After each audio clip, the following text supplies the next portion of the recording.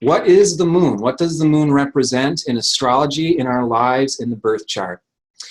We can sort of begin with the history of the moon's relationship to the earth itself, because the moon, it is speculated, was once a part of the earth, and that there was some type of crisis where something large smashed into the earth and caused a huge chunk of the earth to be ripped out, and it eventually found its way in an orbit revolving around the earth.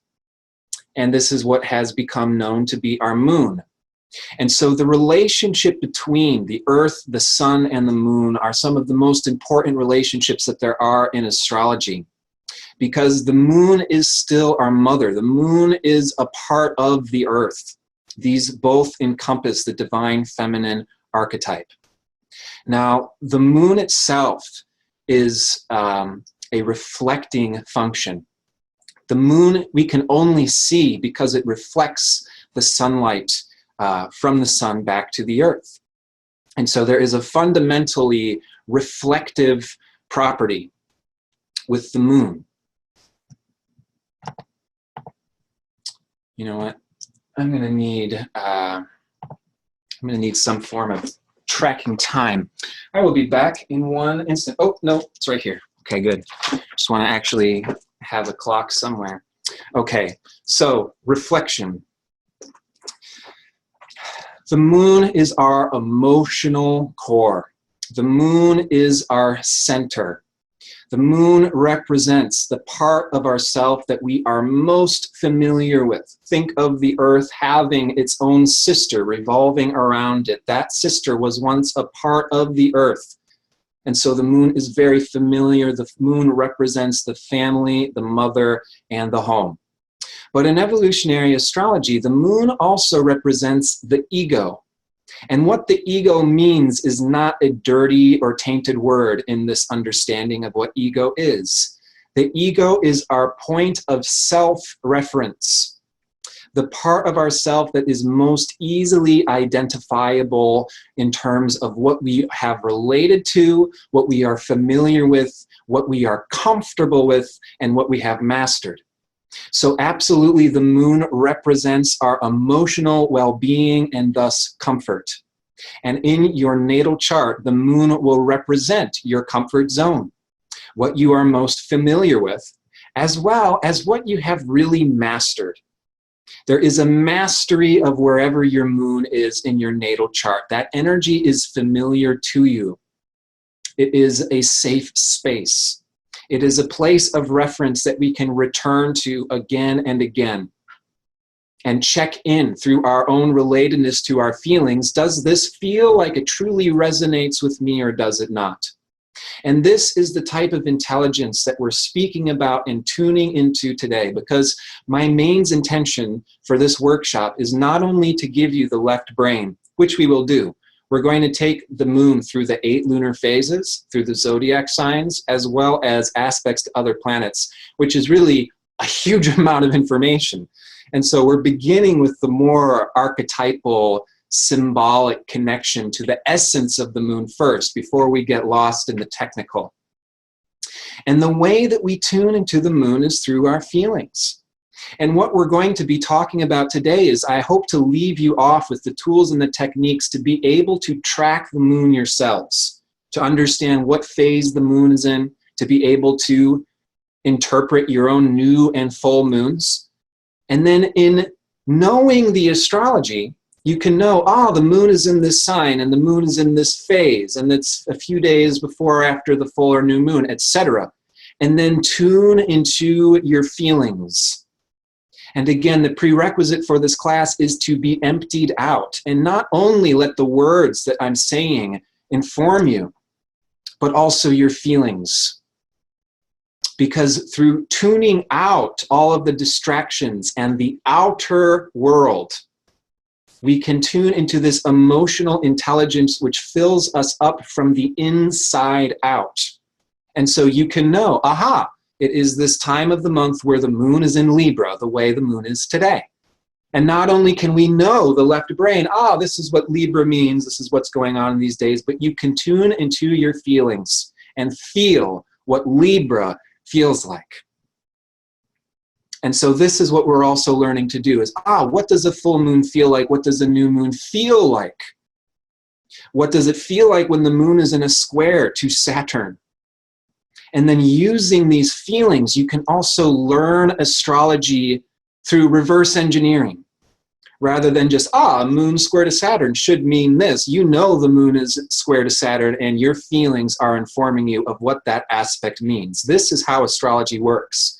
It is this constantly going from the left brain to the right brain, from the inside to the outside, in order to use your actual experiences and firsthand observations in order to recognize the inherent patterns of nature. And having an awareness of these patterns of nature is extremely self-empowering, because we'll be talking about the appropriate times, the appropriate moments in which to gauge our own feelings in alignment with what we are doing on the outside, so on and so forth. So what does the moon in Cancer represent? Inside. It is internal. It is our own emotional ground. Yeah, this is the center, our own self-center. When we are speaking about self-reflection, it is coming into this space where we are letting go of the mind, all of the distractions of the world, and coming into this womb, our own internal womb, where our own higher self and the Divine Mother can embrace us. And it is the wisdom of embracing which is depicted by the moon. We all know that not all feelings are comfortable or pleasant, which is why there is a tendency to not embrace those feelings. And this is strongly, strongly encouraged by our culture, which is an extremely outer-centered, outer-based, what you're doing, how much you're producing, so on and so forth. And therefore, there is a cultural, global prejudice against the moon, the archetype of the mother, and the sign of Cancer, which encourages us to not be motivated by our feeling intelligence because it gets in the way of our productivity, so on and so forth. But today what we're talking about is how to tune into that emotional feelings so you can structure your lives around your emotional center rather than oppress your emotional center in order to be structured by the expectations and obligations coming from the world. Does this all make sense so far?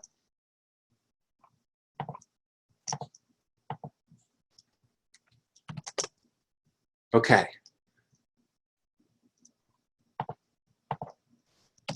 So the moon is our mother. The moon is the essence of femininity, which is a type of ebb and flow. Culturally, we are trained not to ebb and flow. We are trained to have structure, which is the opposite sign of Cancer, Capricorn. Whenever we're talking about the zodiac, there is always a theme of polarity, which we will talk about today because the moon certainly reflects this. The moon moves from a polarity. The new moon is always, or I should say almost always, the opposite sign of the full moon. So Capricorn is structure, is society, is work, is our role outward in the world. It is our capability to provide practical guidance to other people in that type of three-dimensional way, and it is thoroughly practical. Capricorn asks the question, do you have enough food to survive the winter? These are the questions which our culture and world asks us. Do you have enough to survive? Do you have enough money in the bank? Do you have your retirement fund? Our world is so focused on physical security that we have lost emotional security. We have lost the sense of being able to respect our own feelings intelligence because it gets in the way. And for those who have strong sensitivities, for those of you who may have a bunch of planets in Cancer, there is oftentimes a cultural prejudice which is projected onto highly lunar, Cancer-y people, which is that you are too moody.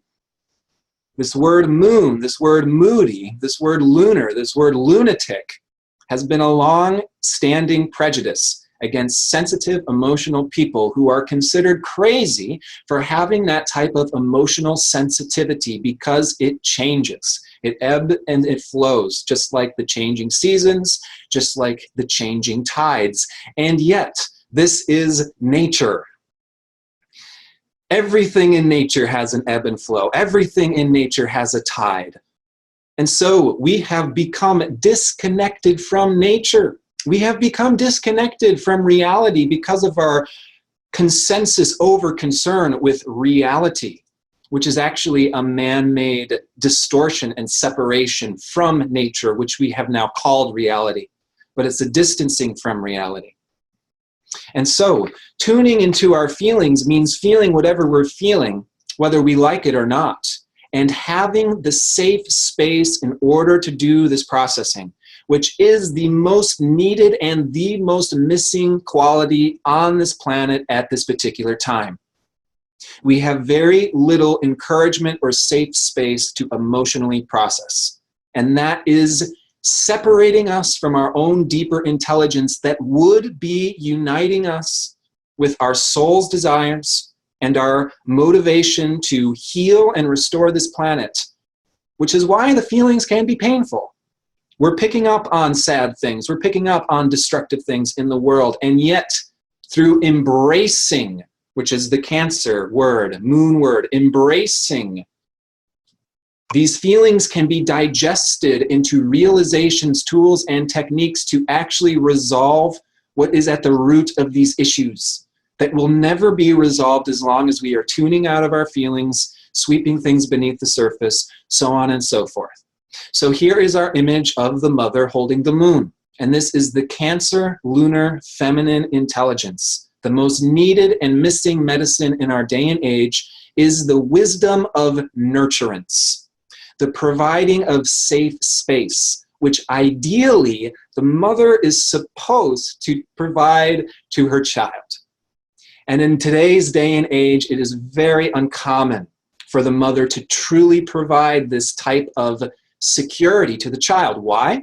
Because when the mother is pregnant, Capricorn, the parents and the job and the authorities are watching over her. Oh, you better have your shit together. Oh, you better have enough food in the bank. Oh, you better start this diet for your child, so on and so forth. And the mother is very oftentimes stressed out, anxious, and incapable to provide this type of nurturing, safe space to herself, let alone another person, because of the overwhelming amount of disbalance that's stacked towards the practical, the physical, the three-dimensional world.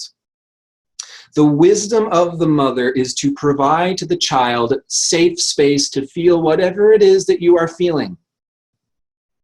This is the wisdom of the mother. My child, I don't care if you're throwing a temper tantrum. I don't care if you're having a mental breakdown. I don't care if you are ecstatic and you won't calm down. I don't care if you won't speak because you're moody. I embrace you as my child. You are my child. There's nothing you could ever do to stop being my child. There's nothing I could ever do to stop being your mother. And therefore, you are safe. You have me. You have the safe space to feel whatever it is that you are feeling, and I embrace you for feeling those things.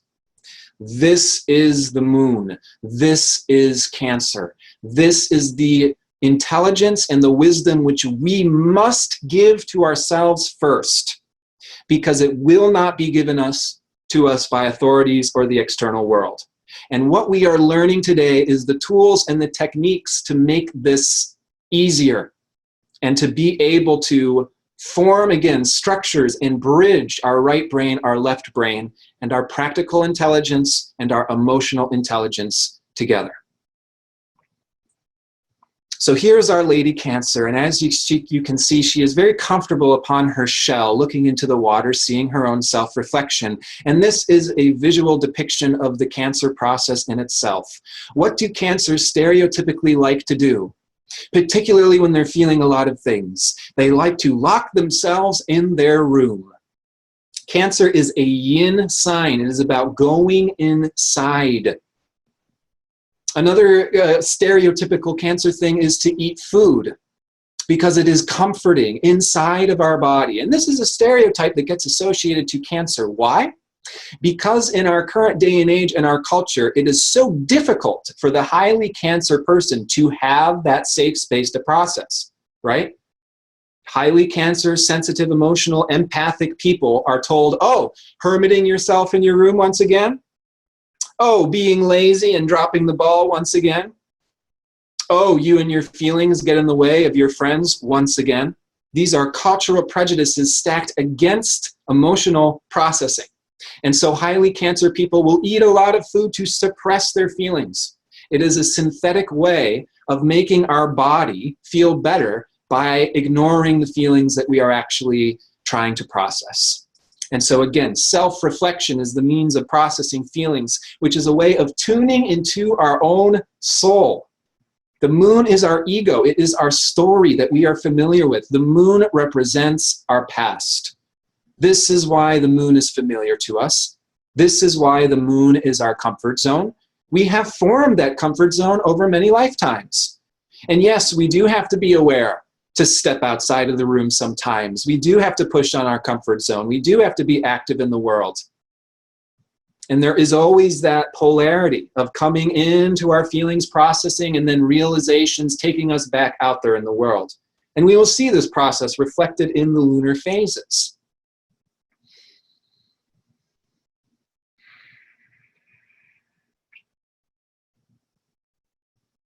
But the moon itself is a way of informing us of our deeper story. This is your past. Yes, this is part of your truth. You do not ever want to be limited to your past. You do not want to be stuck in your past. And yet many talents and traits and wonderful gems are coming out of the places that we have mastered, that we have to share with the world as well.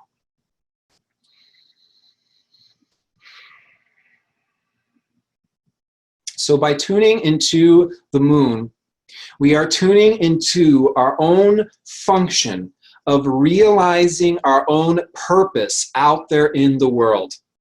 The moon brings us inside to check in with ourselves. This is what feels right to me. This resonates with my heart. This feels like it is opening up. This feels like this is the direction that we want to go. This is an intelligence that many people don't use. Particularly in the spiritual New Age communities, it's still very left brain, very visual. People will make vision boards of what they want to manifest in the future. But we can use our feelings to guide ourselves into the future. Does this feel right? How do I want to feel in the future? You know, in terms of making a vision board, instead of what my future career will be, how will it feel in your future career? Maybe you don't know what it looks like. Maybe you don't know what it tangibly is. But we can allow our feelings to guide us there. And because this is such a suppressed and ignored function of coming into our own intelligence, tuning into our feelings has a funny way of sort of propelling us there, because there's so much stacked against this. The mother, the earth, the divine mother wants us to tune into our feelings and will reward us for aligning what feels good to our soul.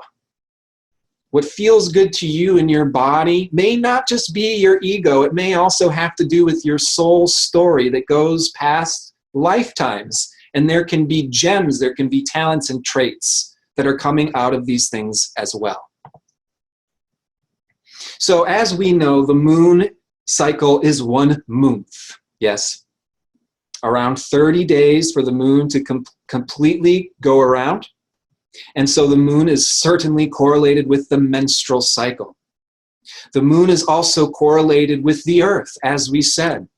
And so we see many farmers' almanacs, and when you plant certain plants are very much structured around the moon, which is, again, it's a part of the earth cycle. And so every woman knows that the menstrual cycle is something to pay attention to, yes? Not something that you're just going to sweep under the rug. No, this is just the invention of society, this whole menstrual cycle thing. Believe it or not, I have met women who have made that claim, which is fascinating in itself. But no, I don't think the menstrual cycle is a thing to ignore. It's a profoundly influencing cycle, is it not? I mean, it really affects the spiritual, the emotional, the physical body.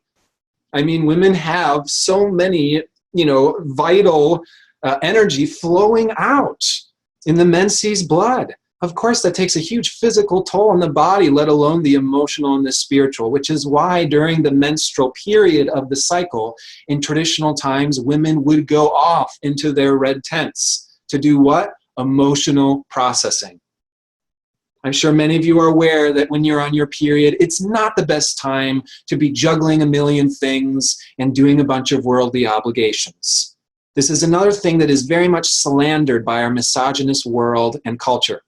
But it is a thing to be revered and respected because that sensitivity is a feminine wisdom. And women are more in tune with this feminine wisdom and sensitivity of the emotions and the spirit.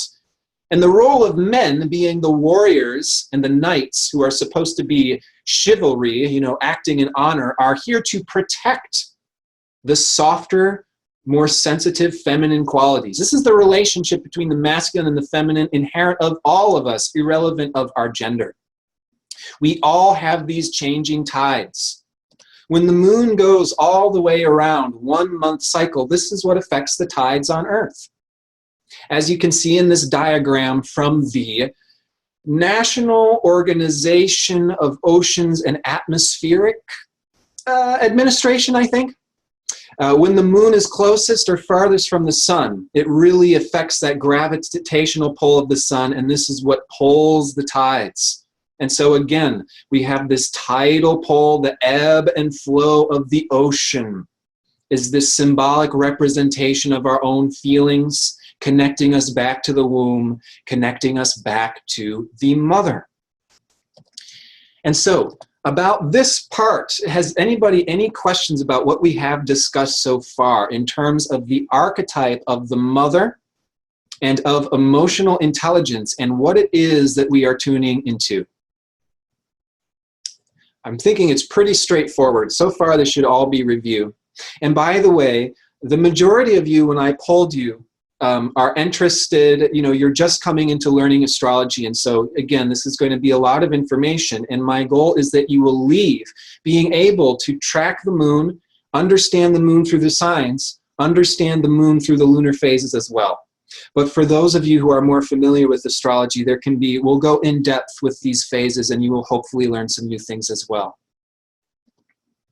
Okay, so here's a farmer's almanac. As you can see, the planting and the sowing of seeds and crops has everything to do with the moon. So again, the moon is like the daughter of the earth. And this is why the moon represents what is familiar, what is family, the tribe, and the home. Now, as we said, there is an oppression of the moon that goes on our given day and society. It was very interesting when I was in Costa Rica doing an astrology retreat. Patricia Walsh, who is an amazing astrologer, highly recommended, did a presentation on the moon. And she did a guided meditation where we were tuning into the moon goddess. And there were quite a few people who were very touched, on the verge of tears, that this goddess appeared to them, who was very badly distorted. And what they described is that this goddess was punctured and beaten up like the moon being covered in all of these craters. And this is the mother archetype and the moon, the divine feminine, as it stands in our current position in time and history. But this is not her essence, and her essence is still intact. The divine mother represents compassion, empathy, the capability to nurture other people. The mother says, "Are you fed? Are you hungry? I will feed you. Are you cold? I will comfort you." This is the comforting, nurturing function. If we had this wisdom in our given day and age, we would not be so afraid of one another due to nationality, differentiation in religion, so on and so forth. It's been a patriarchal dog-eat-dog world for thousands and thousands of years. This has led us to being afraid of one another based off of religion, tribe. We have lost the wisdom of humanity being a family. But when we remember we are all children of God and we actually nurture and comfort one another simply based off of what we actually need, this is how we bring humanity back together. This is the direction of the future. The north node of Pluto Jupiter and Saturn, for all souls on the planet, is in the sign of Cancer. This is a symbol of our collective evolution coming out of this age of war, of bloodshed, of hierarchies, of the Pope, of emperors, of nuclear families and family crests warring against other families. We're coming out of this age collectively and coming back into the age of family, of tribe, and remembering that each of us and human beings are interconnected. And so this damage on the moon, these craters need to be patched up. So let's start going into it. Yes, let's talk about some technical things here. The moon takes up 1/2 degree.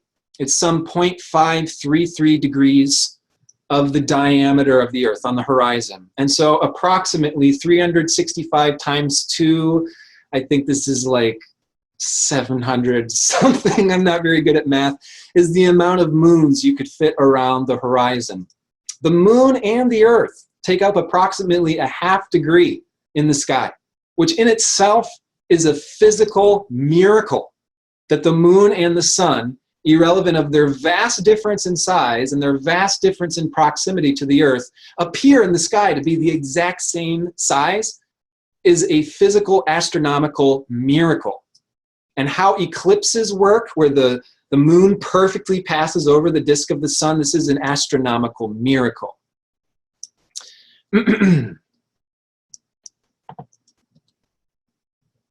Now, in terms of the relationship between the sun and the Earth, and this synchronistic relationship, like we said, the moon was originally a part of the Earth and then it fragmented off.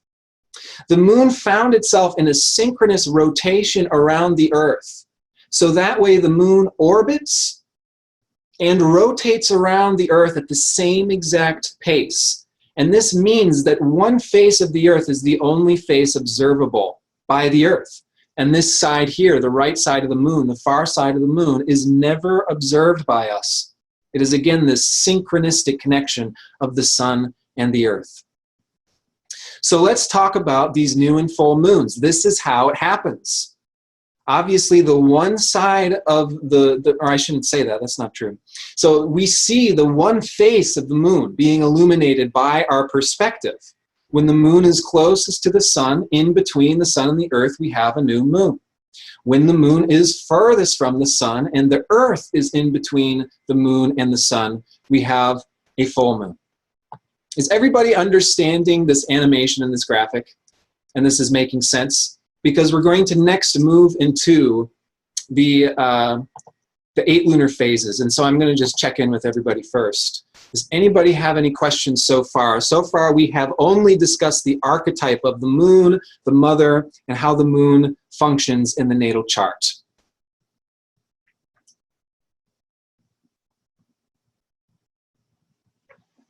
Okay, then let's get on to the lunar phases.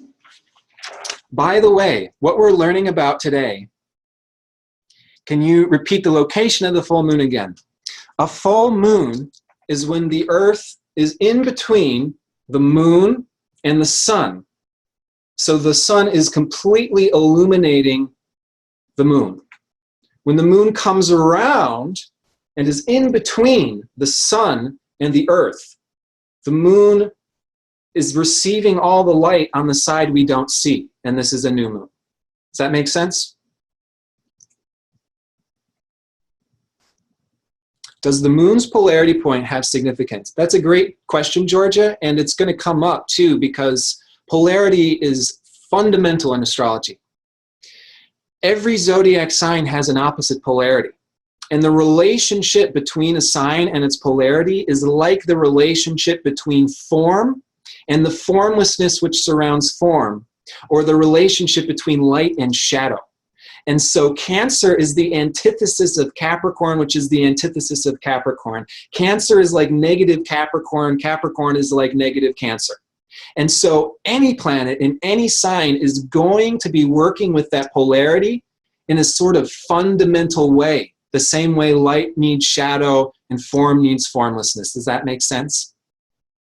This polarity is very, very reflected in the cycles of the moon, because we see new moons are almost always in the opposite sign of the full moon.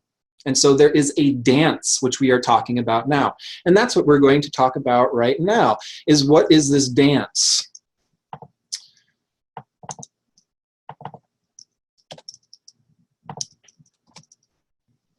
And so there are 8 main lunar phases. There are 8 phases of the moon, which each have a symbolic significance.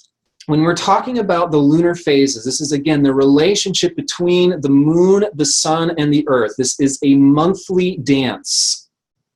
And each of the 8 lunar phases has themes, has symbols, has feelings which correlates to this dance. And there are many ways to work and use these different functions of these 8 different moon phases.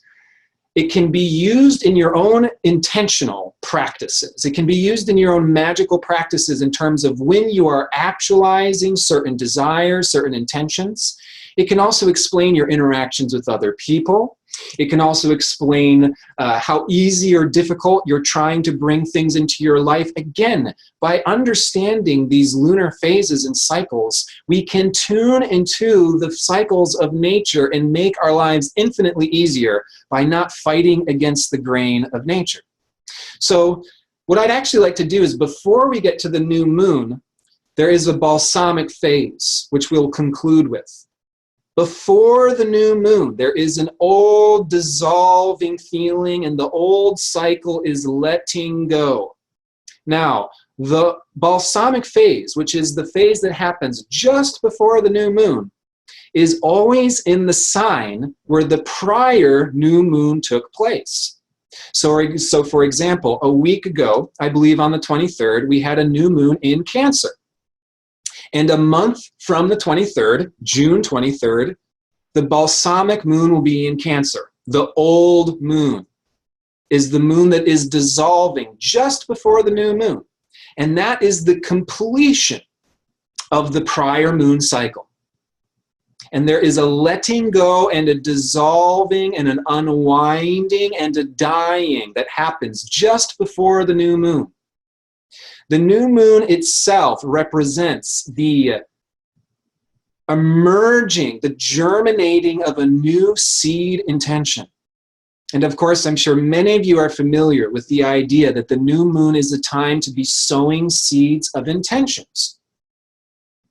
Now, after we talk about the 8 lunar phases, we'll talk about the transiting moon through the zodiac signs. You want to know what sign is the new moon going to be in, which will help you shape your intentions for that new moon. Because being in sync with nature, you will find and discover that likely your own incubating intentions are already going to be related to the sign of that new moon. This is again why you can reverse engineer astrology. Don't just take my word for it and say, oh, new moon in Cancer means this. Feel your feelings. Oh, I'm feeling this way. And lo and behold, there's a new moon in Cancer, and that correlation and that understanding happens. It can go both ways. And so the new moon and the new moon phase happens when the moon is within 0 degrees conjunct the sun or 45 degrees past the sun. And this is the incarnating of a new phase. This is when the seed is sown. There is emerging of new patterns. There is an initiation of new patterns. And it's important to understand when the moon is within the first 45 degrees of the sun, these new patterns are thoroughly brand new. We are still getting used to them, and they're getting broken in like a new pair of pants or a new pair of shoes. Because of this, it's a highly subjective period. There is very little conceptual understanding or knowledge of what cycle is actually beginning and being birthed here. Rather, the caricature of the new moon's phase is instinctual feeling or inclination without forethought. Ah, something new is opening up. Ah, what is this? And in this phase, there is a need for freedom and independence to initiate the new. And this is a discovery period. Again, there's no conceptual understanding or framework of what's happening yet. There is a need for it to be discovered, and so this needs independence in order to feel through your own subjective feelings what's actually going on. Now, there is a tendency during this phase, which is, again, there is a new seed intention that is going to manifest and blossom through the forthcoming month that begins with the new moon. But we're not totally sure what that is yet. And so there's a tendency to move into accepted behaviors or what other people are doing, or of course to read that popular blog that says, oh yes, the new moon means this, and say, oh, okay, this is what it is for me. And there is some reverberation between what is established on the outside, what other people are doing, what the culture is doing, and what new, highly subjective and personal patterns are beginning in this phase. The reverberation between the new self-initiating patterns, which is going inside and going alone, and association with others, is a mechanism to really learn what lessons are going to be unfolding. What is this intention trying to become? What are these feelings blossoming into? How is this actually going to take form? Is all still very being deciphered in this phase. It's not about understanding it. It's not about knowing it. It's allowing these things to unfold. And because we're talking about the moon, everything is an ebb and flow. This means not everything is perfect. Because not everything is perfect means that everything in life has the opportunity to evolve and improve eternally, which is the beauty and great grace that is often hidden from us living in an imperfect world. And so in this phase, it's just unfolding, and we don't know what this phase is. We don't have things perfectly. It's just allowing it to come together. And the intentions for the next moon can definitely be sown. This is my heart's intention. This is what my soul wants to do, but it is largely happening through subjective feelings and not so much conceptual understanding. Let's move to the crescent phase. Now, if you look on the left side here, we again see this image of the sun, the earth, and the moon. That's to give you a visual image of what actually makes the moon illuminated as it is during the crescent phase. Okay, so we can see just a sliver of the moon because it is 45 to 90 degrees from the earth. If you look on the right side of the slide here, you will see a little makeshift chart. Now, where the houses are divided on that chart, ignore. It has no relevance. That image on the right is to show you the distance between the sun and the moon. That's what is making this a crescent moon. It is 45 degrees from the sun. You can look at any person's natal chart and therefore be able to determine what phase the moon was at their time of birth simply by looking at the relationship between the sun and the moon. I'm going to stop the share and make sure this all makes sense to you. Does that make sense? How we're looking at the natal chart to determine the relationship between the sun and moon. Great. This is why I wanted to make the PowerPoints, because the visualization makes things infinitely easier. Okay, so we're talking about the crescent moon phase here. In the analogy of a plant being grown, during the new phase, the seed is germinating, and now in the crescent moon phase, the seed is sending out its first tender shoots. Now, during this phase, the moon comes into the 60 degrees sextile with the sun. So with the crescent moon phase, there's oftentimes a quickening. Things are picking up pace. Now, the crescent moon phase is a yin phase. I should have said that the new moon phase is actually yang, despite it being not totally outward, because it's very subjective. The first two moon phases have everything to do with the incubation of the individual intention. It's highly subjective, it's highly individual in the first two phases. Now here in the second phase, the crescent phase, there can be a struggle to move forward. Because in the first phase, the new moon phase, everything is just subjective and it has not taken form yet. The new moon phase can be correlated to the spirit that is coming in, this brand new intention. This soul is here to do these things. For souls who have a new moon phase in their actual birth chart, then their characteristics can be very subjective, emotional, impulsive, that type of instinctual reaction. For those born with the crescent phase in their own natal chart, there is this determined assertiveness to bring this desire into form, to make it real. And that in itself can be the struggle here, because the enfolded spirit is becoming enfolded in matter. And there can be a desire, oh no, I want to pull back to this infinite freedom of the intention that has not taken form yet. And yet through evolutionary process, well, this intention needs to take form right now. And so this is a yin phase. Energy is moving back inwards to check itself with the original intention. Is this going the way that it's supposed to be going? Are these roots growing in the right direction?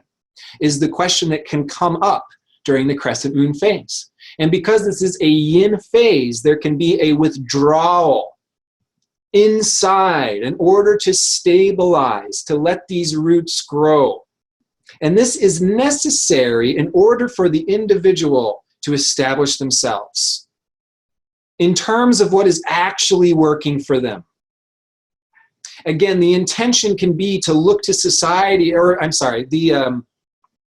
the temptation can be to look to others and the society, and the consensus be, oh, this is how I should be doing it. But the first two phases, while the new moon is growing into the first quarter square, it's about the individual finding its own subjective individual intention.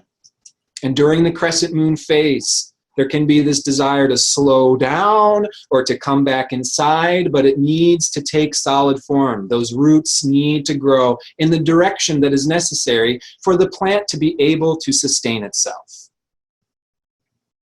Now we'll move forward from here into the first quarter square. Now, we just came out of our first quarter square, which was in Libra a few days ago. And this is oftentimes where we experience the first real initial challenge since the new moon. Again, using the example of the current lunar cycle, the last new moon was in Cancer on June 23rd. And a couple days ago, we had this first quarter square moon in Libra. And that intention, which was formed about a week ago in the new moon in Cancer, is now being checked. Is this moving outwardly the way you expected it to? And oftentimes there can be a challenge that is met here. There can be a fear of failure. Oh no, it's not working the way that we wanted to. There is challenge coming from the outside world. There can be a fear of bringing that intention out into the world. Oh, what if I actually do this? Is this going to work? Am I just going to become absorbed into the society and lose my own individual intention here? And again, there's this fear of failure, and oftentimes this first quarter square moon can be this tug and pull, wanting to go back outside, but having to go outside, and this tug and pull between the inner intention that is still taking its form and the need to bring it outside. And so the first quarter square phase is called a crisis in action in evolutionary astrology. There is a creative uncertainty to bring that intention out into the world. Is it really working? Is this what I really want? Are these the right forms? Is this the right way to do it? And oftentimes there can be a diversity of choices which is presented, which creates this crisis of action. And it requires an assertion of the individual direction. Okay, I have all these choices. This is the one that reflects that original intention. So for example, we had this first quarter square moon in Libra, which is all about sharing, like we're doing today. Here's the moon workshop. Had this idea about a week ago. A week ago during the new moon in Cancer, I was meeting with Amma, who is, a Hindu incarnation of the mother. I want to encapsulate this essence. I want to bring this to my workshop. And now here we are.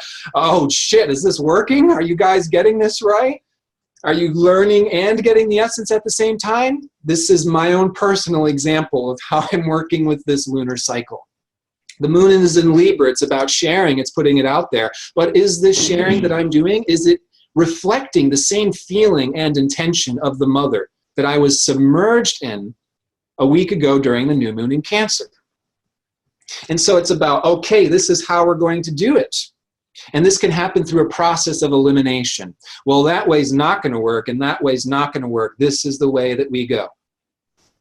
Is this all making sense? Does anybody have any questions? Yes, this is the crisis in action, which is, again, a creative uncertainty to bring that intention out into the world. And how is this going to happen? And there can be the fear of failure. Oh no, if I bring it out here and it doesn't work, I just want to stay back inside. I don't want to go out there in the world. But at the same time, there can be this real push forward that comes after the first quarter phase. Like today's the day after the half moon. There can be this significant push forward coming out of this challenge, coming out of this crisis of action that is in the first quarter phase. The first quarter phase is a yang, outward, manifesting phase.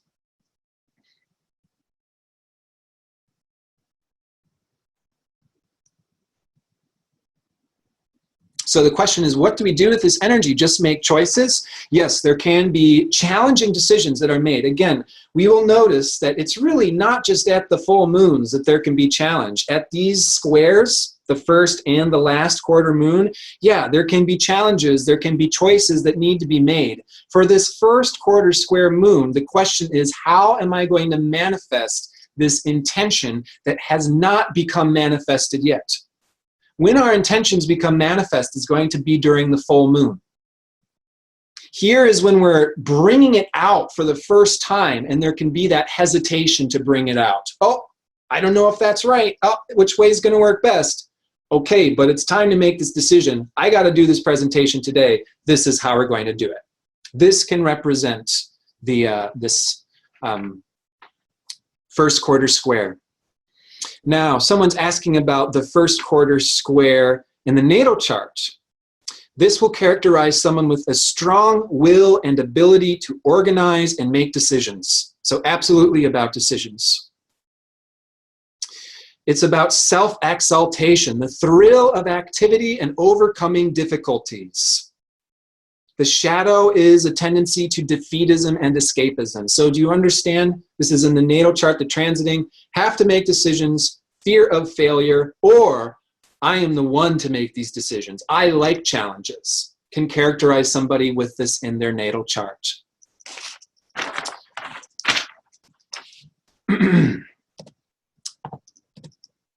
Moving on to the gibbous moon phase. This can be correlated to the plant forming its first buds.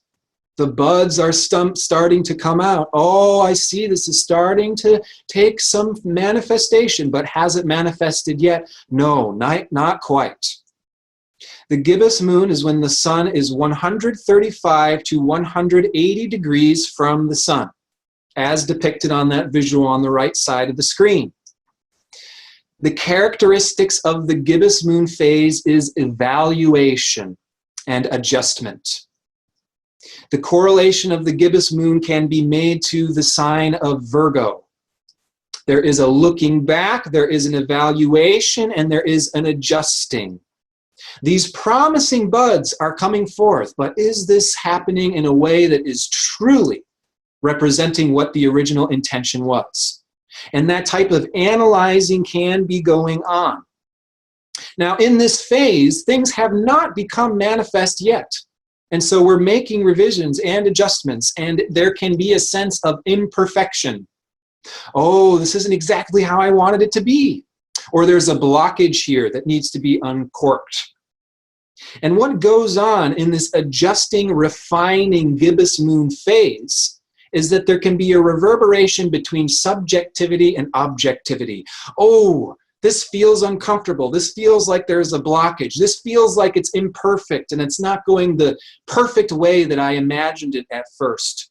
And then reverberating between that and objectivity. How are we going to make these adjustments? How are we going to make these changes? How are we going to recourse this direction so that way it does manifest in such a way that respects and honors the original intention? And so with this phase, there can be potential conflict and inadequacy that can start to be reaffirmed from other people. Like we said, the first two phases, the first quarter cycle, from the new moon to the first quarter square, is highly subjective and individual. Learning from the inside out. This is my personal individual intention. Now we're starting to get into the gibbous moon, into the full moon phase, which has to do with social integration. So in this gibbous phase, which is immediately coming before the full moon social integration, there can be experiences of potential inadequacy or conflict from other people that brings up the question, why? Why are other people challenging this? Why are other people making me feel inadequate or imperfect about this? Why is this happening? And that question creates a growing awareness. Oh, this adjustment needs to happen. This rectification needs to happen. And there is a stripping away of distraction as well. Yes, the gibbous moon can have to do with humility, that is finding our true purpose by accepting that social work. Chances are we're bringing an intention into the world, into our reality, into our body, into our environment. This is not just going to exist in the hypothetical realms of the imagination. We want it to actually work in our world. And during this lunar phase, it is this time of figuring out, okay, how are we going to actually make this work? How are we going to bring this root purpose into function in the world? And that can be a humbling function in itself.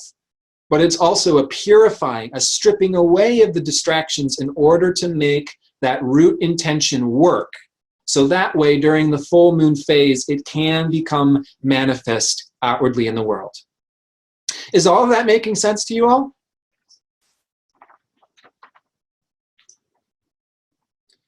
For those who have the gibbous moon type in your own natal chart, there can be an eagerness for improvement, a desire to serve others, an ability to evaluate things in people and bring matters into fulfillment, devotion to a personality considered great, or the need to be surrounded by people devoted to and serving the native, spiritual aspiration, very Virgo-like lunar phase.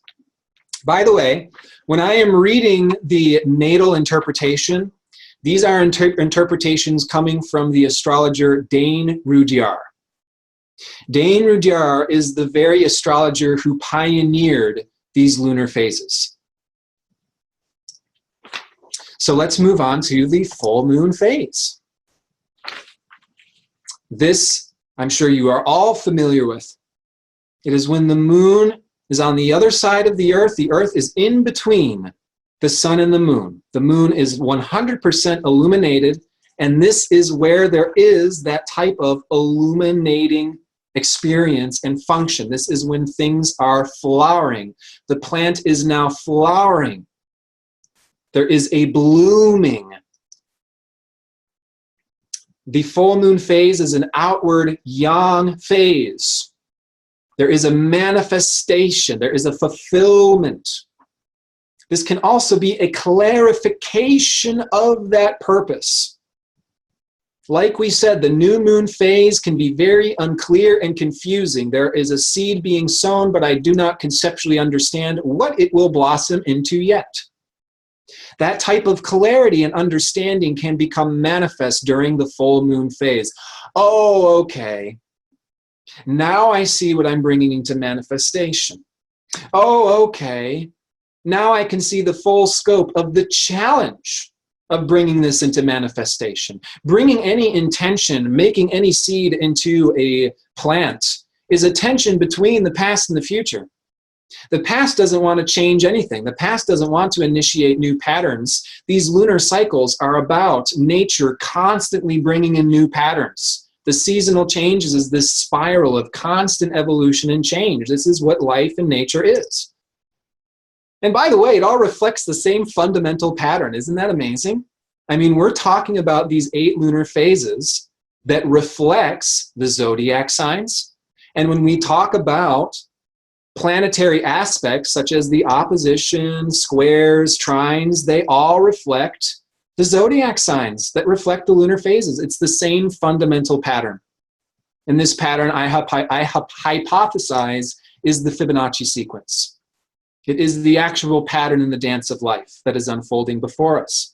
And life is this constant dance of evolution and layers and layers and layers of improvement, and it gets deeper and it gets richer and it improves all the time, which means that it's not perfect now. It's always getting better. And so this full moon phase is a manifestation of that root intention that was sown during the new moon. This always brings up a polarity, the full moon. The moon is always in the opposite sign of the sun during the full moon. And so our next full moon will be a week from now in the sign of Capricorn, which is the opposite sign of Cancer.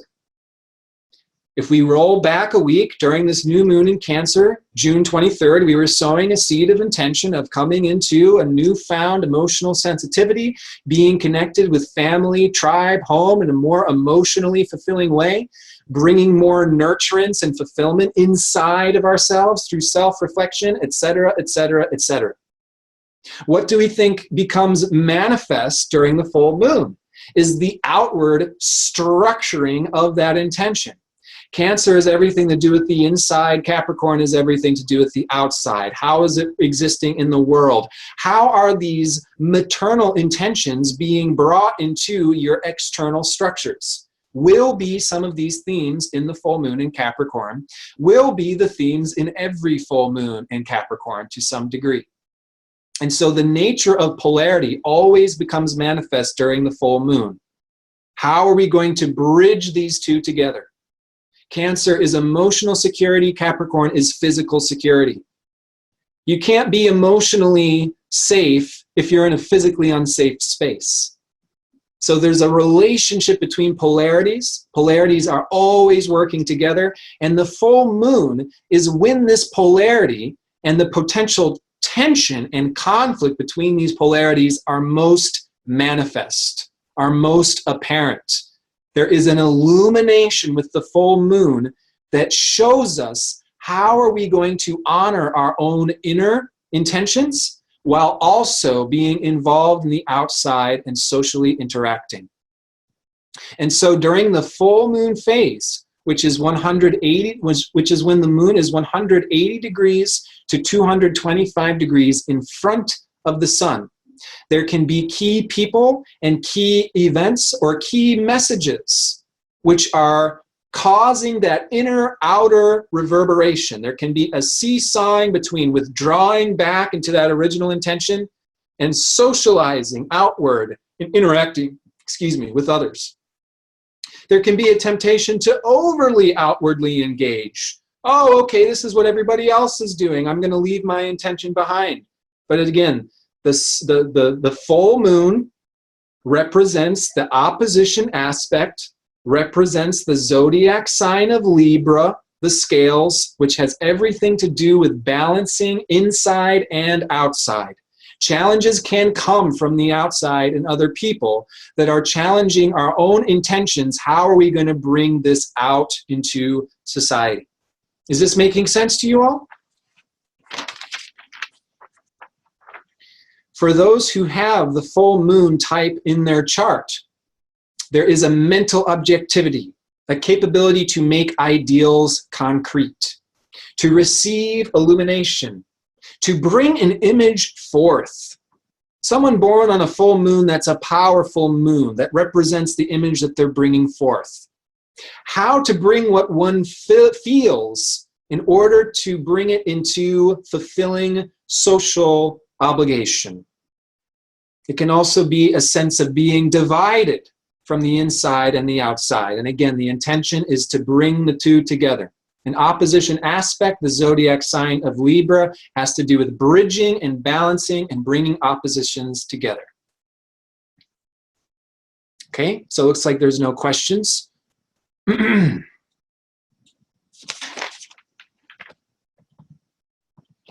Disseminating moon. Thought I skipped over it for a second. Okay, the disseminating moon is when the moon is 225 to 270 degrees in front of the sun. And so again, look on the right side there, we see that the moon has moved a whole 270 in front of the sun. This is the apex of fruition. This is when our manifestation is truly apparent. And the disseminating phase has to do with distribution, conveying, and sharing of ideas.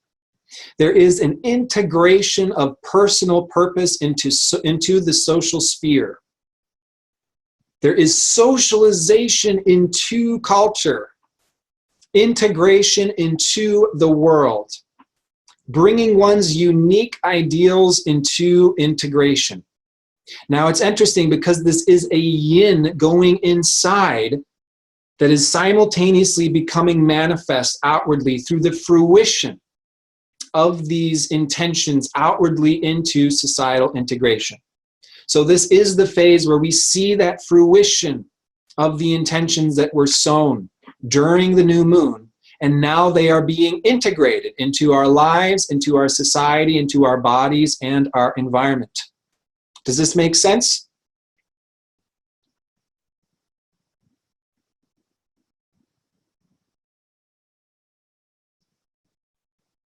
Pretty straightforward. This one, the disseminating moon, is largely about that social integration. Now, that intention in itself, the social integration, comes to a point of intensity and culmination during the last quarter square. This is when the moon is 270 to 315 degrees in front of the sun.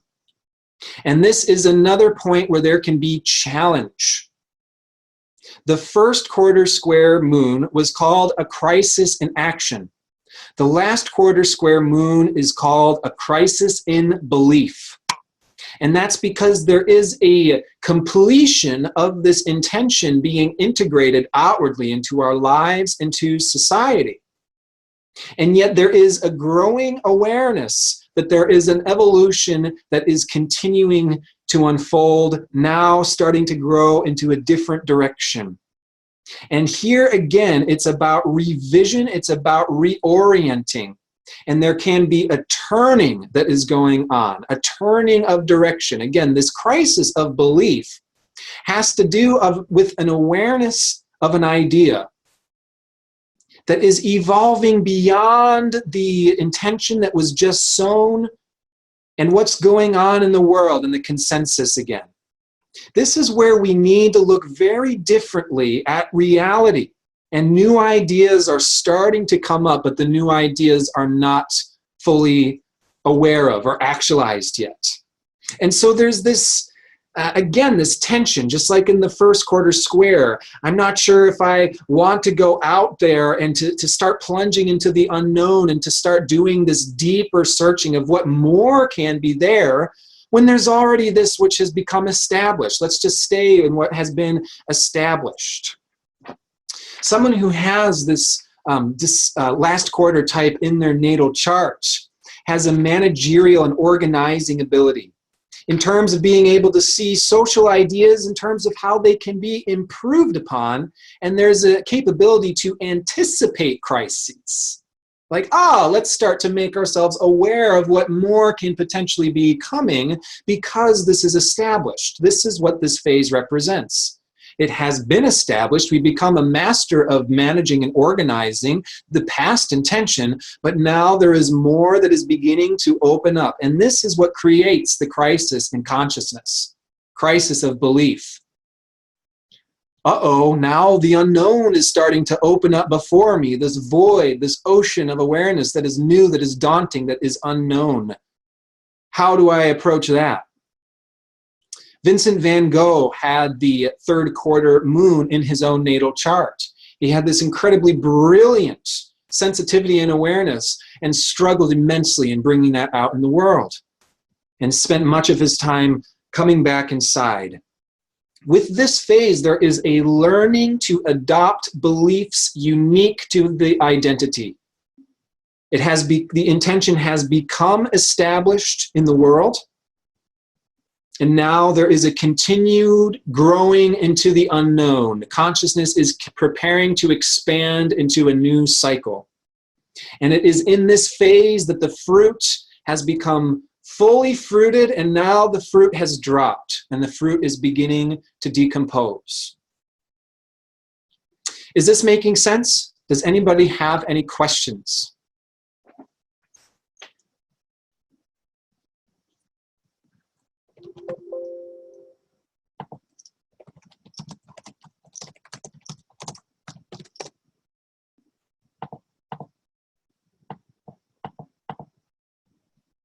Okay.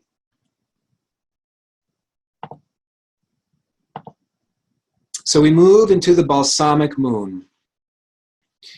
The balsamic moon is the darkest of the dark moons. This is the yinniest of the yin moons. This is when we are truly being absorbed into the dark, and there is a surrendering and a letting go. And the balsamic moon phase is correlated with the sign of Pisces. Just as the opposite moon phase, the gibbous phase, was associated with the sign of Virgo. In the balsamic moon phase, there is a fundamental mutation of consciousness. There is a dying, there is a letting go. And this is where a seed releases from the decomposing old fruit and is buried underground. During the balsamic moon phase, there can be deep withdrawal. This is a regeneration phase, a preparing to be reborn. And this is the completion of the old moon cycle, the completion of the old intention that was sown during the prior new moon. And just like we said at the beginning, this is where the old moon, during the balsamic phase, the moon will transit through the zodiac sign that was the prior new moon. And this is the completion of that old phase. In this phase, there can be a sense of unresolvedness. Life goes on. Evolution continues. It's a spiral. I'm not finished with my work. In that sense of unresolvedness, there can also be a sense of repetition. Again and again and again. We try to bring this intention into awareness, and I guess we're going around for another try. During this balsamic moon phase, there can also be the temptation to prematurely ditch the past and run into the future before it's completely resolved. The balsamic moon phase is the phase of completion. This is where the loose ends are being tied together. This is where breakthroughs can lead to new cycles and new directions, being born again in the new phase. This is where crises and falling apart and dissolving can lead to the emergence of new cycles that will be born during the new moon phase. The balsamic phase is undoubtedly the most strange and undefined of the lunar phases, and there can be that real sense of uncertainty and lingeringness. And again, the culmination and completion of this phase happens just before the new moon, which will then begin a new lunar cycle of a new intention that is evolving in totally new ways. And those new ways will be broken in and figured out just like a new pair of pants or a new pair of shoes in the following new moon phase. Is all of this making sense? Does anybody have any questions about the 8 lunar phases? How it correlates to transiting moon or how it correlates to the natal moon? And by the way, the balsamic moon type in the natal chart is a soul who has an eagerness to serve social institutions. Again, a Pisces-like signature. It's a conclusion and a sacrifice of oneself for the sake of the collective and the future. A sense of personal destiny, of being led by superior powers, of finality in all things in one's judgments or statements, prophetic gifts. So the relationship between the moon and the sun in the natal chart reflects how we are actualizing our soul's purpose, how we are bringing that inner feeling of our own connection to our purpose via Cancer, the moon, yin, outward into manifestation, releasing that purpose out in the world the way the sun releases its solar rays, impregnating the world with life. The relationship between the sun and the moon, these phasal relationships, reflect how that inner purpose is being outwardly actualized. Very, very generally, sometimes you will see people with lots of balsamic phases in their charts having that sense of oldness because there's much that's being resolved and completed in this life. Whereas somebody who has a new moon phase in their natal chart, they're coming in with new, fresh purpose and ideals that are being manifested and discovered throughout this life. So let me just look at the chat box here. If the moon is in Pisces, does it take on a bit more balsamic characteristics? That's a great question because, again, what I'm really hoping to depart to you guys is the beauty of how synchronistic and how interconnected all of these different layers are in astrology. So the balsamic phase, the sign of Pisces, and the 12th house are all going to reflect the same Piscean characteristics. Similarly, a new phase, the first house, and Aries are going to reflect similar characteristics. And we're going to take the moon through the zodiac signs next. And so you should have a good sense of how this works. Okay? Is there any more info on soul purpose for the full moon? I'm not sure exactly what that question is entailing to. The full moon is, again, where there can be manifestation. It becomes apparent. This is what I am trying to bring into the world. This is my intention. This is how it's working. The full moon is an illuminating, manifesting time. And so, more info on the soul purpose. These lunar phases are reflecting how soul purposes are being actualized. Does that make sense? We're talking about this whole cycle is about the soul purpose. Each month is going to have a unique soul purpose that is being actualized and integrated. The purpose of looking at the zodiac signs next is so that you can get an understanding of how those intentions and those purposes are taking place in life. So here is our wheel of the zodiac. As we can see, there are both masculine colored in white and feminine colored in black signs. Whenever we have a new or full moon, it's going to be along that polarity. The new phase is associated with Aries for Chris. So whenever we're dealing with the zodiac, new and full moons are going to reflect this polarity. Masculine signs are outward, feminine signs are inward. As the sun itself is moving through the zodiac signs, this is one rhythm and dance. So the sun is going to move from Aries into Taurus, into Gemini. Each time the sun moves through one sign, the moon is going to go through one cycle. Here's a new moon in Aries. Here's a new moon in Taurus. Here's a new moon in Gemini. Here's a new moon in Cancer. This is how this works. And so there is a dance of polarity that's going on between the new and the full moons. As we said, Aries is negative Libra, Libra is negative Aries. During the full moons, we are bridging and balancing those polarities together, which is the same as bringing that new moon intention out into the world through working with polarity.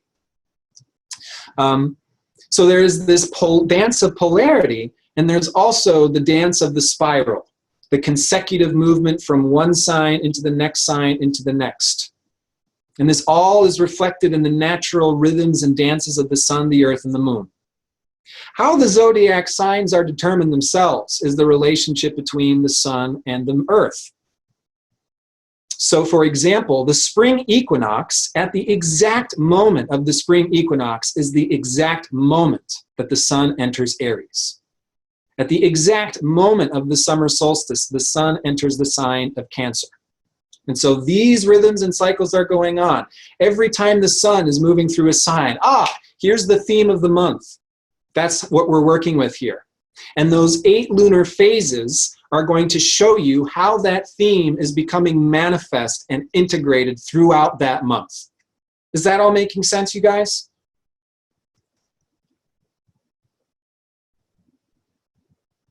When the moon itself moves through a zodiac sign, even just moving through that zodiac sign, there is an initiation, there is a culmination, and there is a completion.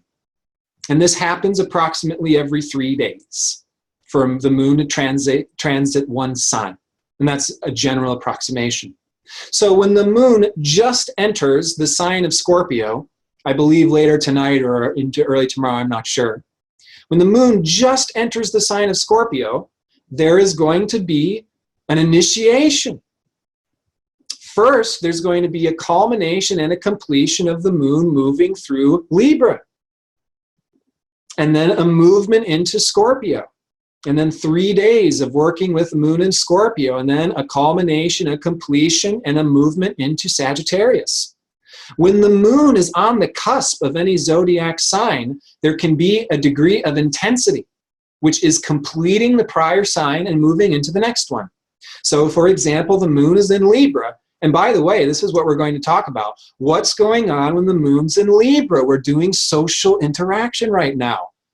I'm bringing that original new moon intention out into the world. There is a sharing with this new moon in Libra, and then the moon is going to move into Scorpio. And what happens then? Things get a lot deeper. Things get a lot more intimate. My mom's going to be coming into town and visiting. There's going to be some unconscious emotions that are coming up that's causing for transformation, so on and so forth. That will begin when the moon moves into Scorpio. Those themes will go on while the moon is transiting Scorpio. There will be a culmination and completion of those themes, and then the moon will move into Sagittarius. So I'm going to take the moon now through the zodiac signs, and once again, we can take it by transit as well as by the natal chart. So in itself, let's start with the transiting moon. When the moon is going through the sign of Pisces, that in itself, once again, is going to carry balsamic type themes and phrases. And when the moon enters into the sign of Aries, that in itself is the beginning of a lunar cycle in terms of the zodiac.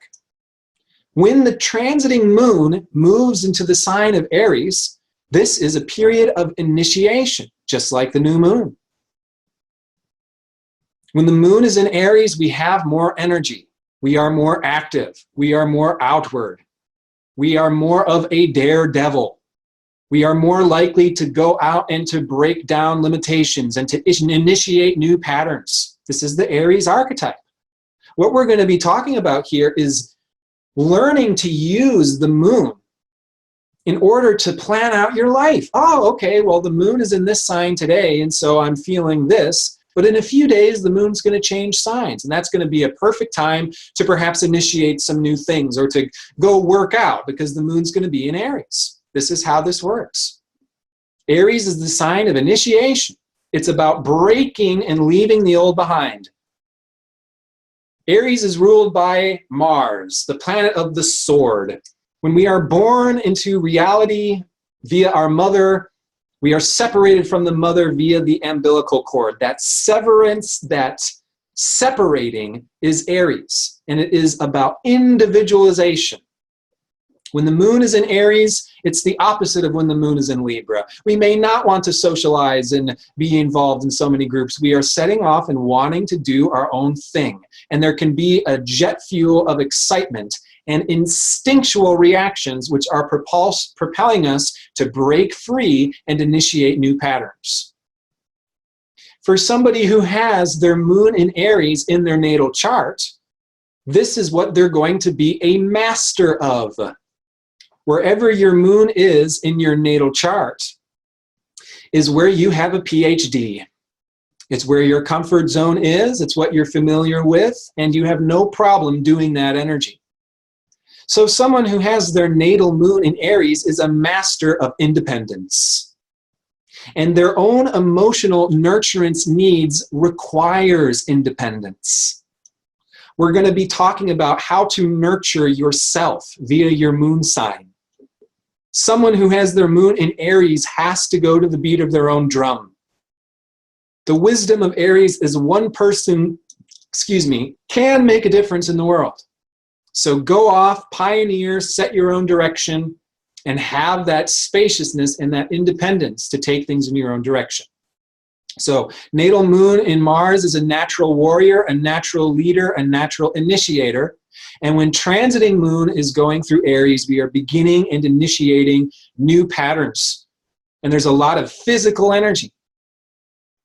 Now, if you have the moon, natal moon in Aries, you want to look to where Mars is in your natal chart. What sign is your Mars in?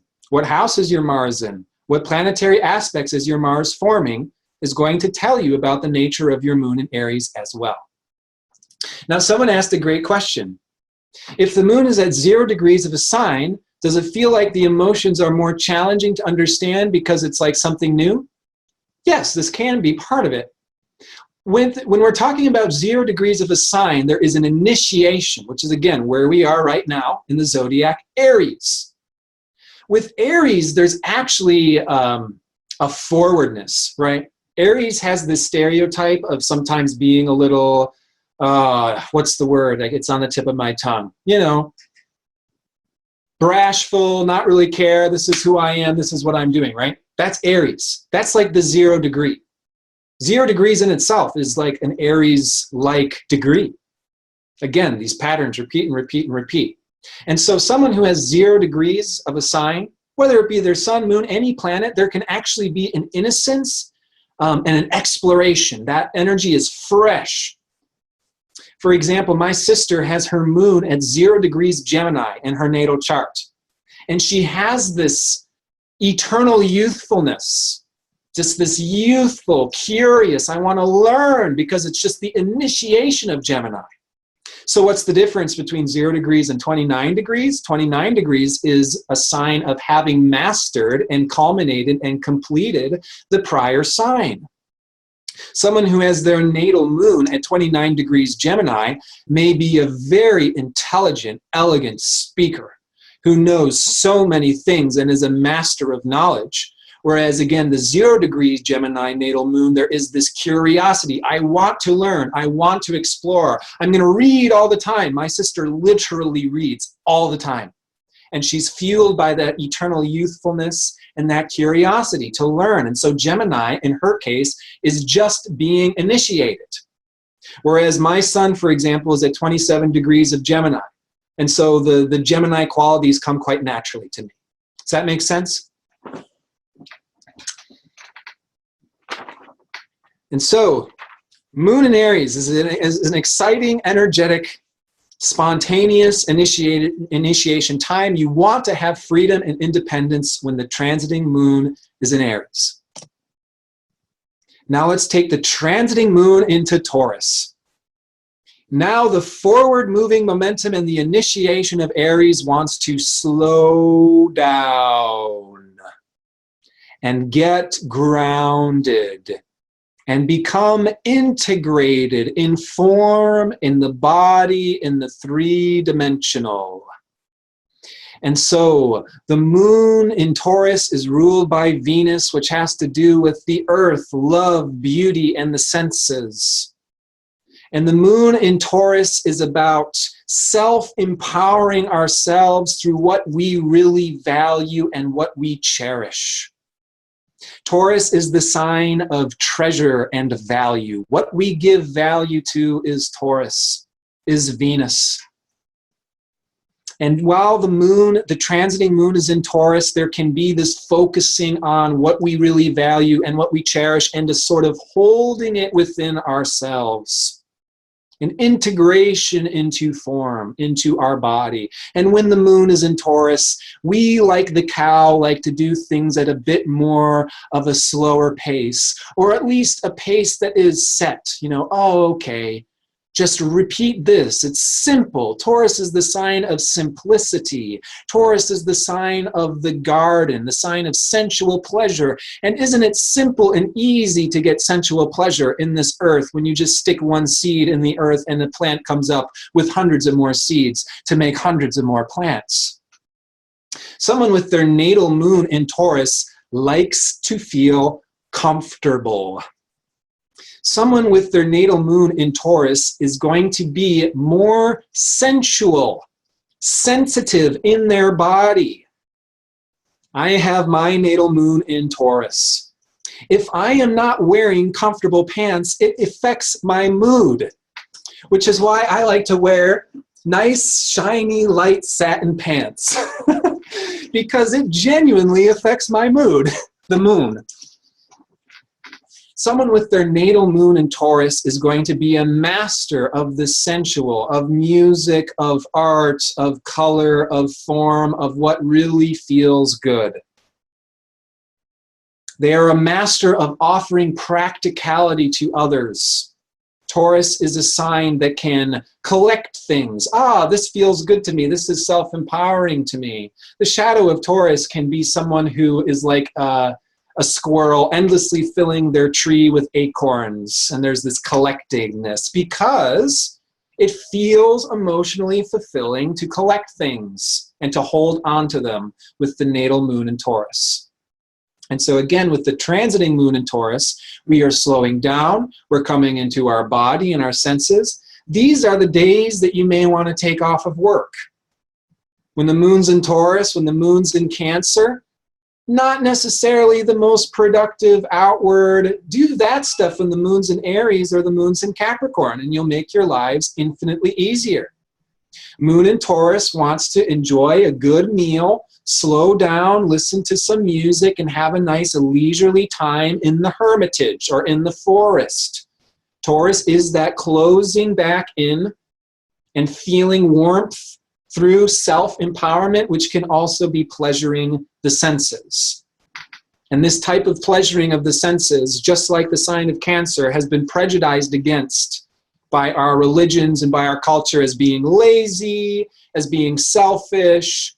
And yet if we don't take care of ourselves in a nurturing, pampering type of way, we get run down and exhausted. Taurus is a time to fill our glass up.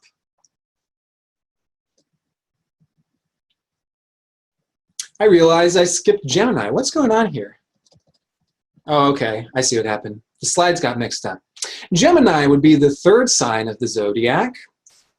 And when the transiting moon is moving into Gemini, coming out of Taurus, there is a lightening up that's going on. And so things start to move forward, you know. Someone asked, Noah Lakshmi asked, the difference between the natal moon and the natal sun in Taurus. The moon is what we have a PhD. It's our comfort zone. It's what we've mastered. It's what we're familiar with. It's what feels good to us. Our moon is what we have to pay attention to have our nurturance needs met. The sun is our role. It's our purpose. It's yang. It's what we're doing out there in the world. The sun represents the present moment. The moon represents the past.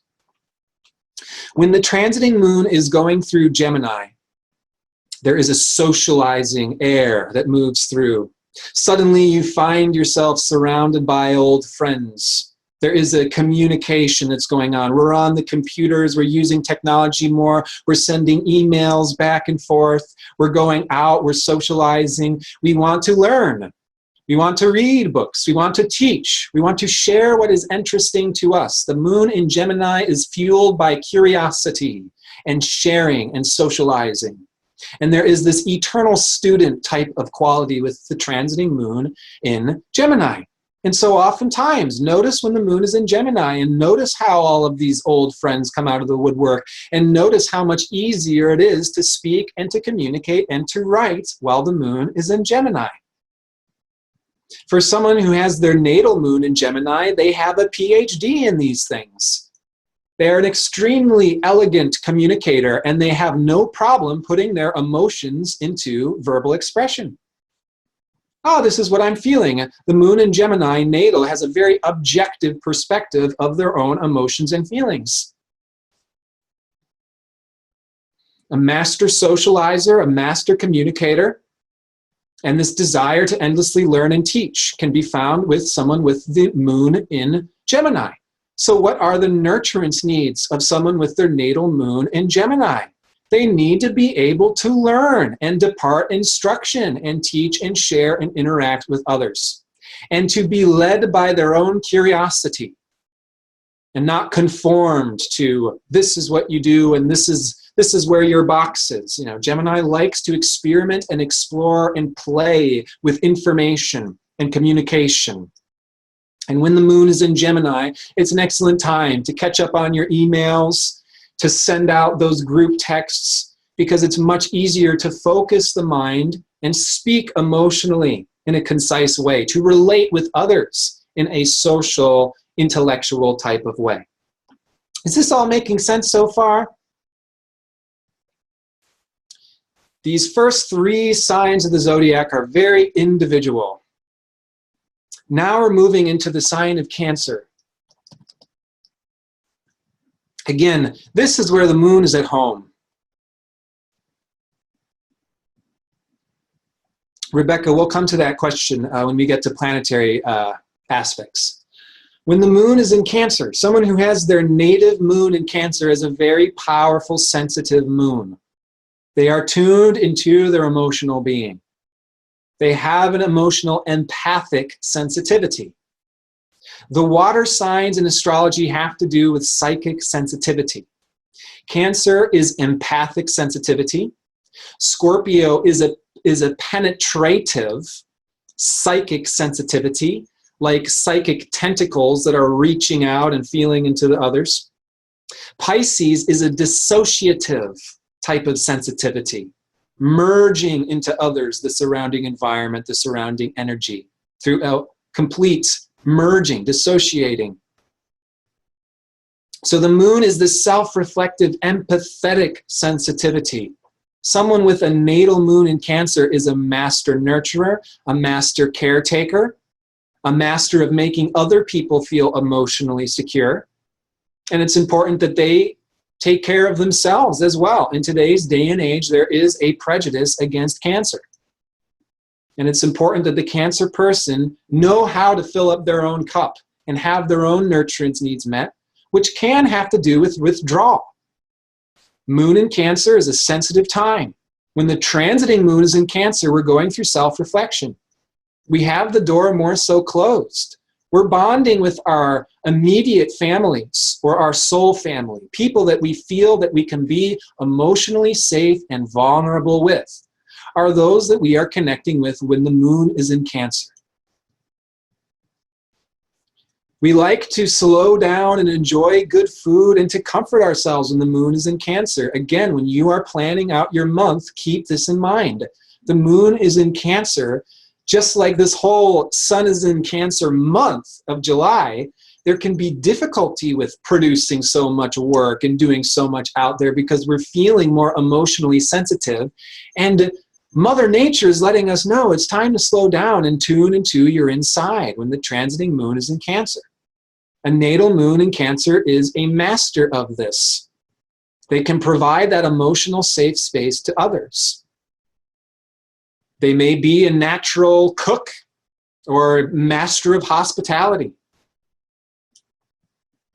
Someone who has the natal moon in Cancer has their nurturance needs met by having the time to emotionally process. This, like Taurus, can be a slowing down, hermiting phase. Someone with their natal moon in Cancer fills up their glass by having emotional safe space, people that actually deeply understand them. Similar to the natal moon in Scorpio, needs deep intimacy and bonding with others in a safe way that feels good.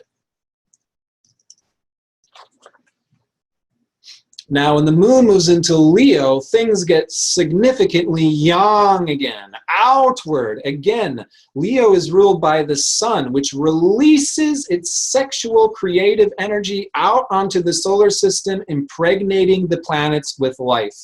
Leo is the sign of the inner child, which spontaneously releases its desires and creative aspirations. When a child wants an ice cream cone, the child says, "Hey, Mom, I want ice cream. I want ice cream. Can we get some ice cream?" Because that's what the child spontaneously wants. And the child does not hesitate because the child loves ice cream. Ice cream is a celebration to the child, and the child does not hesitate to ask. This is Leonian spontaneity. And when the transiting moon is going through Leo, it is that time in which we want to creatively or playfully release. Leo in the sun is our heart. This is also really sharing what we love, releasing what we love. Leo is the sign of the divine child. We are all children of God, and Leo celebrates our nature being a child of God. So when the moon is in Leo, do we want to celebrate and share and artistically create and do something that's fun? Yes. And there is opportunity to release and outwardly initiate new patterns that what? Respect and acknowledge our heart's purpose. The sun represents our purpose in life. It's what we are doing. It's like our dharma. Our sun is our chariot that leads us throughout life. When the transiting moon is in Leo, we have an opportunity to tune into our heart and release that love, release that brilliance, release that dharma and that soul purpose into being. And there's a wonderful opportunity to get in touch with the inner child. If you've got to plan a party, it may be a good time to do it when the moon is in Leo. Now, hopefully there'll be time for us to touch upon some planetary aspects, because it's worthy to note that just because the moon is in Leo or just because the moon is in Libra doesn't necessarily mean that it's going to be a fun-loving time. If the moon is in Leo and it's square to Saturn and it's square to Pluto and it's making all these hard aspects to other planets, that is certainly going to affect this dynamic. But generally, when the transiting moon is in Leo, it's this time of love, celebration, release, and getting into our inner child and creativity. Someone with their natal moon in Leo is a master of being themselves. Leo is the sign of unique individuality, and hence the highly Leonian person feels special. That specialness is an aspect of reality. The highly Leonian person may not necessarily just be egoic, although that is a potential. They may just be highly in tune with and celebrating their own unique individual self-expression. We'll get to that, Jennifer. And so Leo is the sign of releasing your individual self-expression. Someone with their moon in Leo is a master of this and can help others to get into their own unique individual self-expression. Help others to get into their creative center. Usually through being a youthful, exuberant, playful personality in themselves, if that makes sense. Is this all making sense, and does anybody have any questions thus far?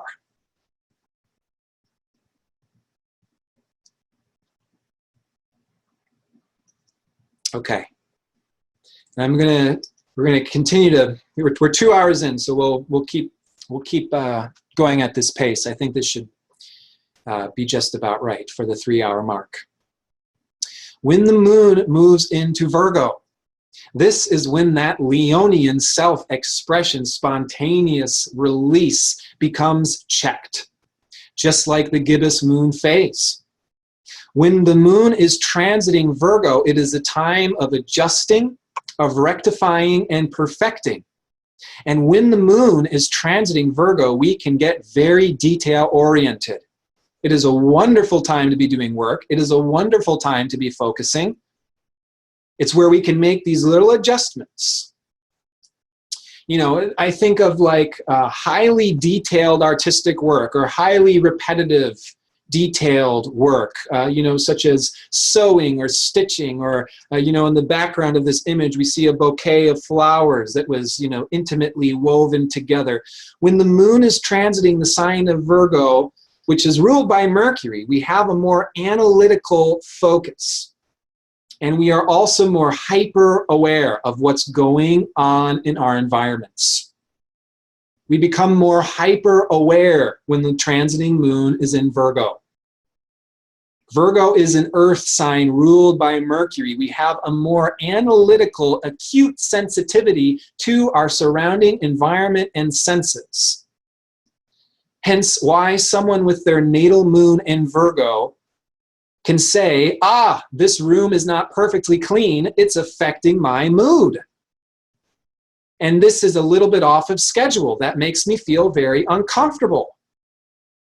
When the transiting moon is in Virgo, it's a wonderful time for us to be creating rituals, routines, and schedules that respect and honor our own health. Virgo is a practical earth sign. When the moon is in Virgo, do your class on acupuncture, on health, on yoga. All of this is Virgo stuff. Using your body and the food and your awareness of all the above to be in a more healthy state. So while the transiting moon is in Virgo, we're rectifying our schedules. We're getting back on track, just like the gibbous moon phase. Getting back on track. I overslept while the transiting moon was in Leo because we were having such great parties. Now it's time to get back on track. Transiting moon in Virgo.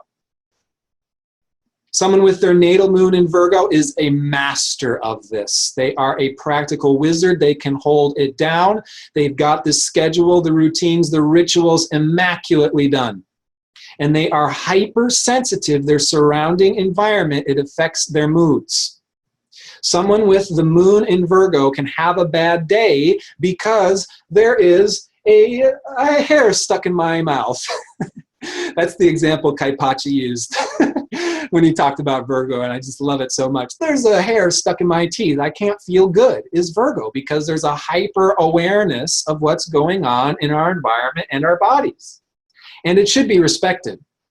Virgo is another sign that's very berated and beaten up by our culture because, oh, you're too perfectionist. And, oh, you're such a tight ass. Someone with their moon in Virgo has their nurturance needs met by doing things in a particular way that works for them.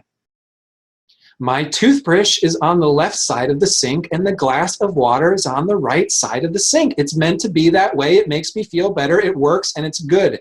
Yes, the moon in Virgo person has to respect their own particular way of doing things because that's what makes them feel emotionally secure. And they can be masters of helping other people get their shit together. Thank God I know some moon Virgos in my life. Otherwise, I probably wouldn't be able to do anything. It's an earth sign that holds it down, has it practically structured and put together. And it's doing so in a way which respects our health. We have to be practical. We have to sleep so many hours. We have to eat so many times a day.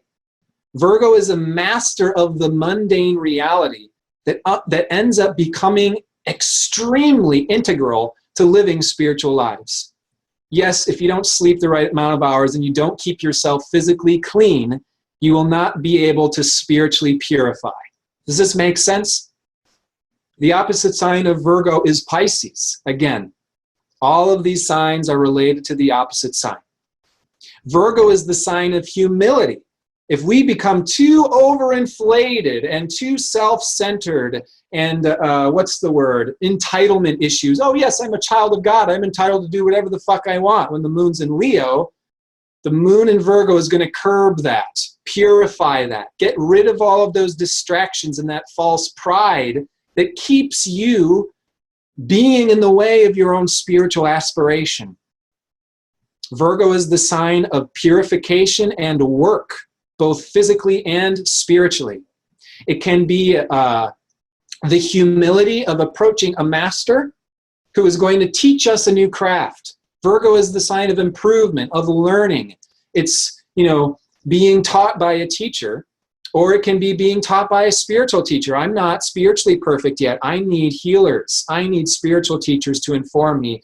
Virgo is the humble, humility developing sign that brings us into social interaction, which is the sign of Libra, or again, in the lunar phases, the full moon phase. When the moon is in Libra, the way it is today, we are more prone to doing this type of collaborative work. We are more prone to doing group interactions, such as this one, where there is a showing and a telling of what we really value. Libra is ruled by Venus, which has to do with what we cherish and what we love. I'm sharing with you all collaboratively what I love and what I cherish while the moon is in Libra. There is a socializing, there is a showing and telling, and there is a very much a draw to relate to others with the moons in Libra. It is an air sign. It has to do with communication, sharing. Ruled by Venus has to do with creation and collaboration of different artistic pursuits. When the moon is in Libra, we have an uncanny way of making things work harmoniously, which is a Libra word. Libra is about balance, harmony, and natural beauty. Maybe we're sharing what's beautiful with us. Maybe we're interacting with others in a beautiful way, but there is more opportunity to ebb and flow with others in a way that is collaborative and balanced while the transiting moon is in Libra.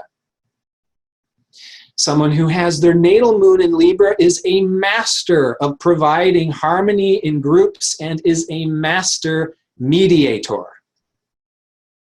Moon in Libra, natal person is a master mediator, a master diplomat. The moon in Libra person finds themselves not only a part of so many groups, but likely bridging them together as well.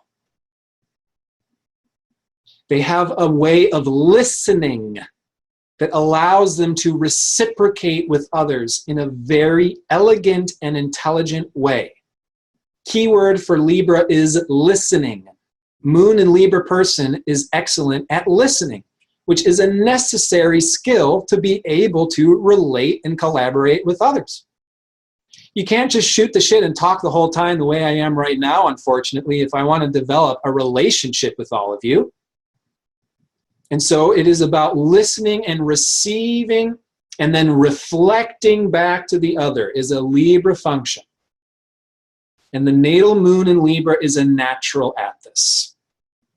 Someone with their natal moon in Libra nurtures themselves through that type of sharing what they really cherish and love with others.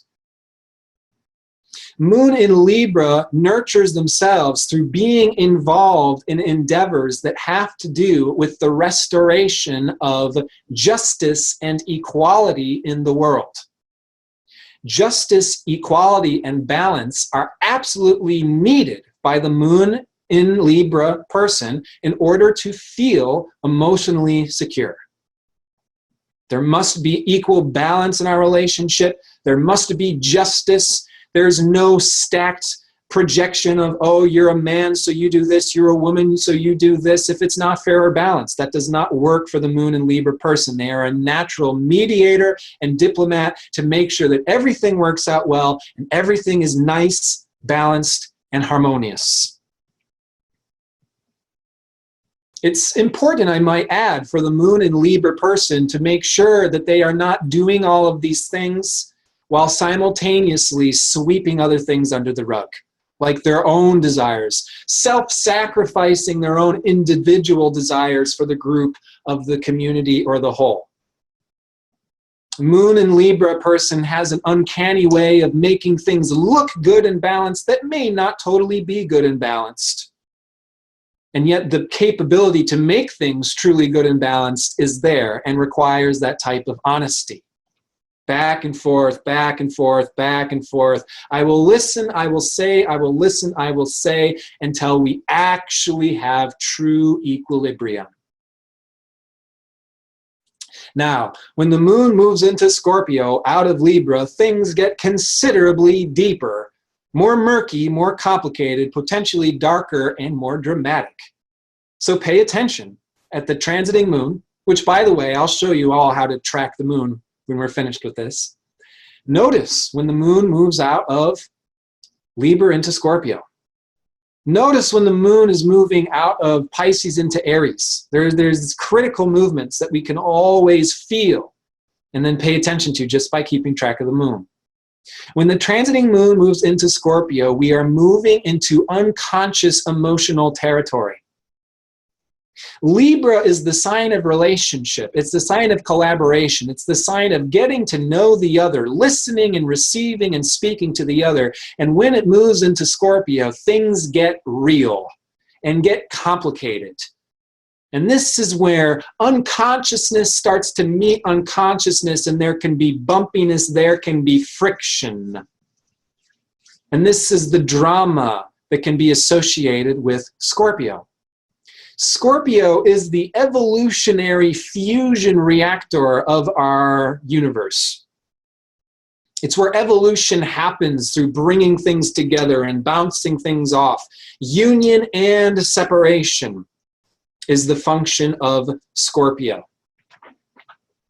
And we notice that attraction and repulsion, magnetism play out much more when the moon is in Scorpio. When the transiting moon is in Scorpio, we are all collectively more in tune with the unconsciousness.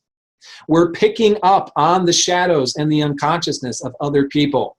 I don't know about that guy, something feels a little off, or that person said something that triggered something in me. Is unconsciousness rubbing against unconsciousness. And this, by the way, is how we all learn and grow, by making each other aware of our own unconscious potential. This is what's happening when the transiting moon is going through Scorpio. We have the opportunity to go deeper than usual, to talk about the bottom of the barrel stuff. In fact, I encourage us all to go there and consciously do this when the moon is transiting Scorpio.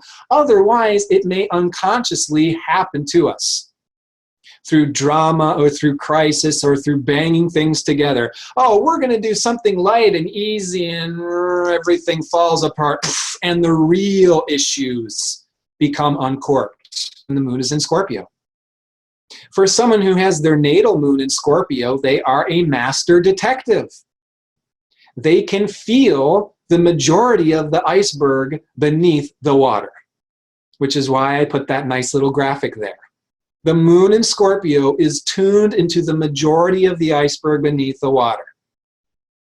We may think we know what's going on by looking on what's going on the surface. Scorpio is a water sign that picks up on more than what meets the eye through feeling what is beneath the surface. Someone with their natal moon in Scorpio has that natural penetrative type of psychic sensitivity. Someone with their moon in Scorpio is the human lie detector and can see through other people as if they were made of glass. That is the penetrative X-ray vision of Scorpio, which is ruled by the planet Pluto, which they recently discovered actually is radiating X-rays, the planet Pluto. So someone who has their moon in Scorpio is also a master of forming intimate connections with others, deep connections with others. In order to fill up their own glass, someone with their natal moon in Scorpio has to have deep, intimate bond with others. The natural desire is going to be union, total union with others. Scorpio is the most intimate sign before you get to Pisces, where we're all one.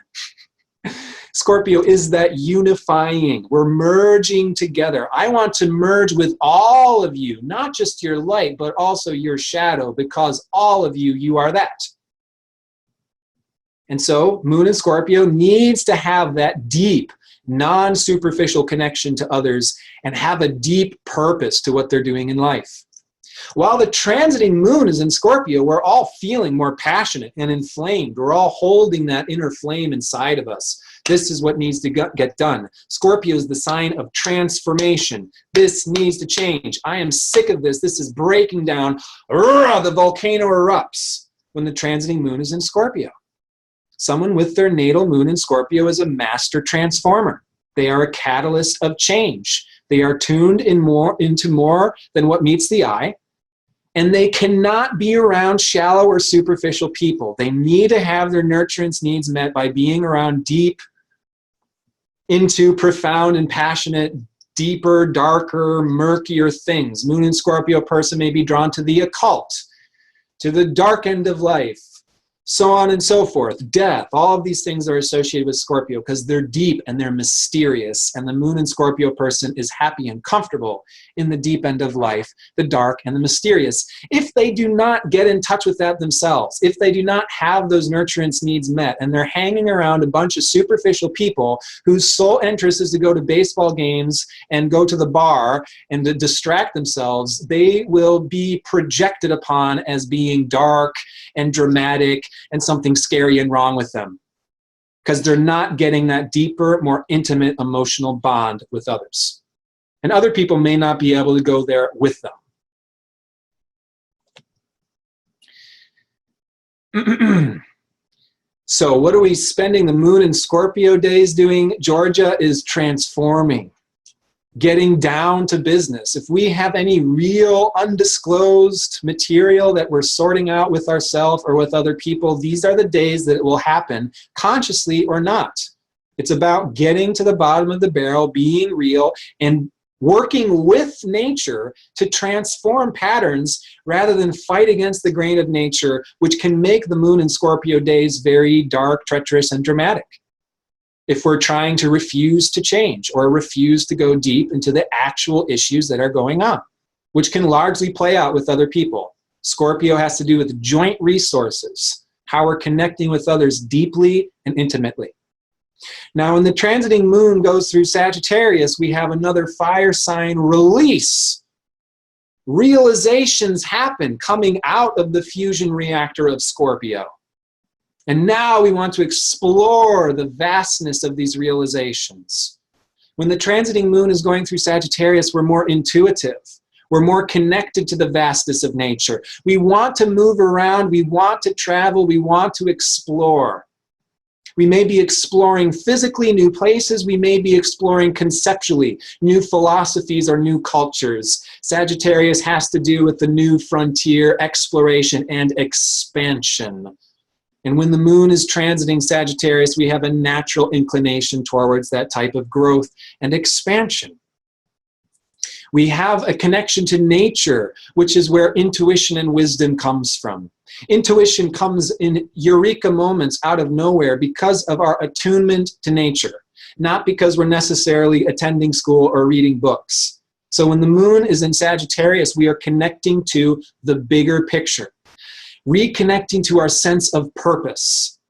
This is what gives me the feeling of purpose in my life. This is what fills up my sense of vastness, is Sagittarius. Similar to Leo, can have to do with that spontaneity of the inner child.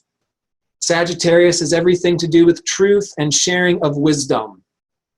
It's time to be honest. It's time to be authentic.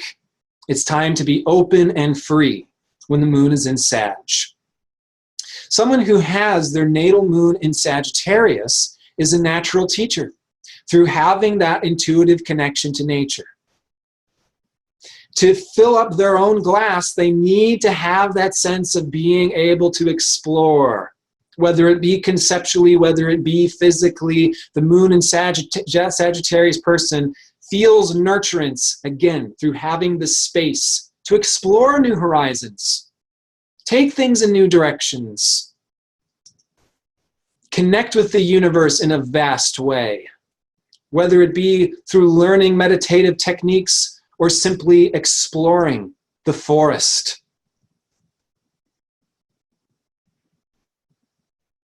Sagittarius is a big eye, is the top of the mountain perspective, the bird's eye point of view. When the moon is transiting Sagittarius, we can have that greater sense of purpose to what is connected to the whole, and how we can connect our own personal truth into some form of connecting with the vaster population, culture, nation, or religion. But there's always a need for exploration and being completely honest with what makes us feel good. With the transiting moon in Sagittarius, and someone with their natal moon in Sag is a master of this. They need to be able to be open and honest and go in their own direction and be their own teacher. Sagittarius is about receiving wisdom from the inside out. It's a wonderful time to be doing our meditative practices when the transiting moon is in Sag.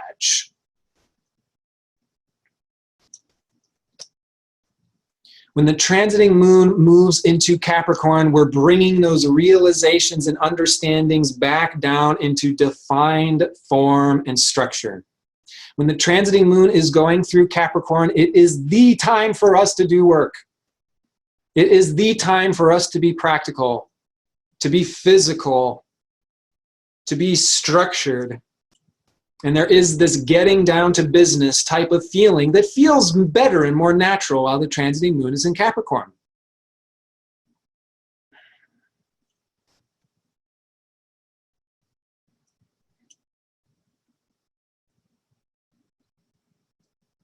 Someone with their natal moon in Capricorn can feel comfortable through this type of structure, or doing something that is traditional, similar to Virgo, where there can be traditions, there can be routines, there can be particular schedules that make the natal moon in Capricorn feel secure.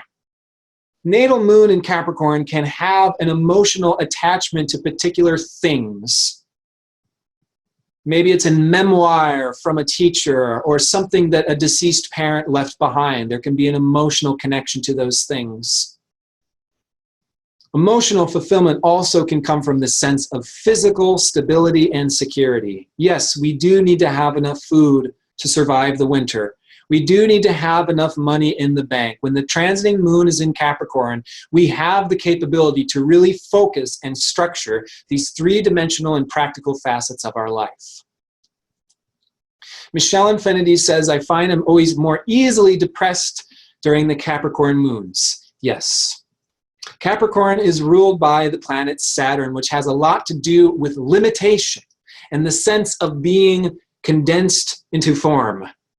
Someone with their moon in Capricorn isn't going to feel that way. When transiting moon is in Capricorn, they feel comfortable in their body and form, doing limited things. Someone with their moon in Capricorn natal is a practical wizard. They are an organizational wizard. They can organize, they can lead, they can be in charge, they can be the CEO because they know the ins and outs of the three-dimensional practical world and they know how to make it work efficiently.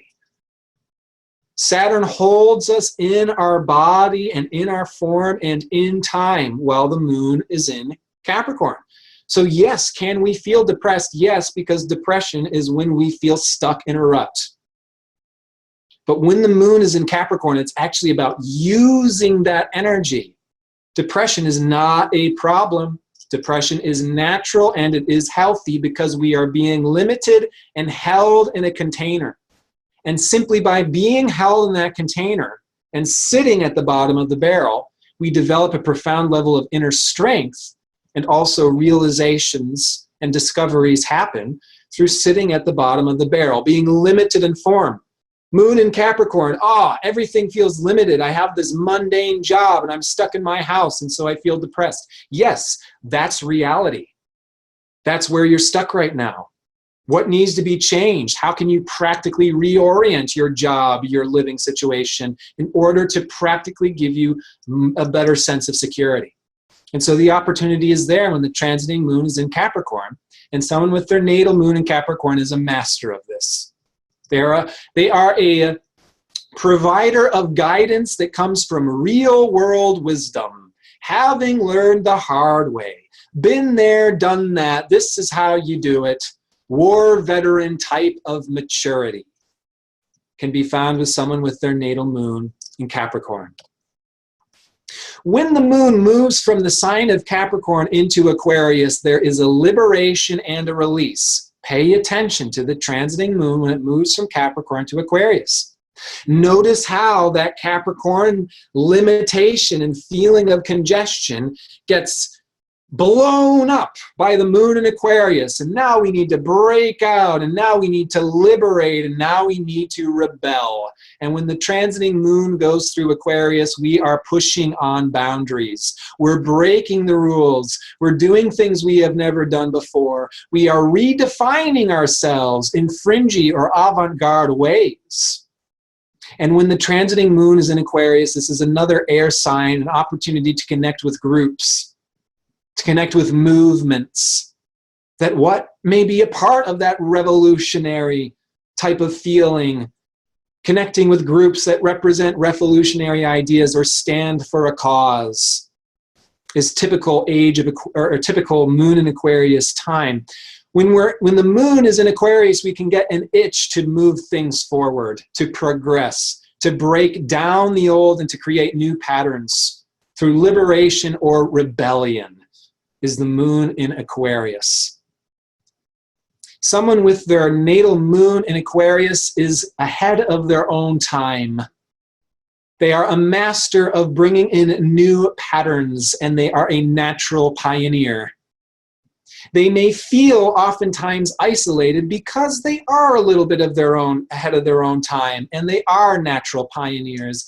It sounds like such a wonderful opportunity to come to this earth, to be a natural pioneer, to bring in new patterns of behaviors and living, and we get here and we feel like we're surrounded by cave people sometimes. And when the moon is in Aquarius, there can also be that feeling of isolation that comes from recognizing what makes us completely unique. I don't fit into culture in the society, and I have to break rules in order to acknowledge my own total uniqueness, because we are all completely unique souls. Aquarius is the sign of the eccentric. What makes you different is your specialness, is your gifts to others. When the transiting moon is going through Aquarius, we are breaking down and liberating ourselves from limiting patterns that restrict us from actualizing our truest, unique nature. It's a thoroughly experimental, breaking down, pushing on boundaries, and rebelling period. And it's a wonderful time for us to all practice Age of Aquarius type things and to do things that are new and different from our culture and world and society. I am going a little faster here because I see we're about 2.5 hours in. Moon in Pisces. When the transiting moon comes into Pisces, we achieve that dissociative type of sensitivity in a way which we otherwise don't on a collective level. We are more sensitive to the collective when the moon is in Pisces.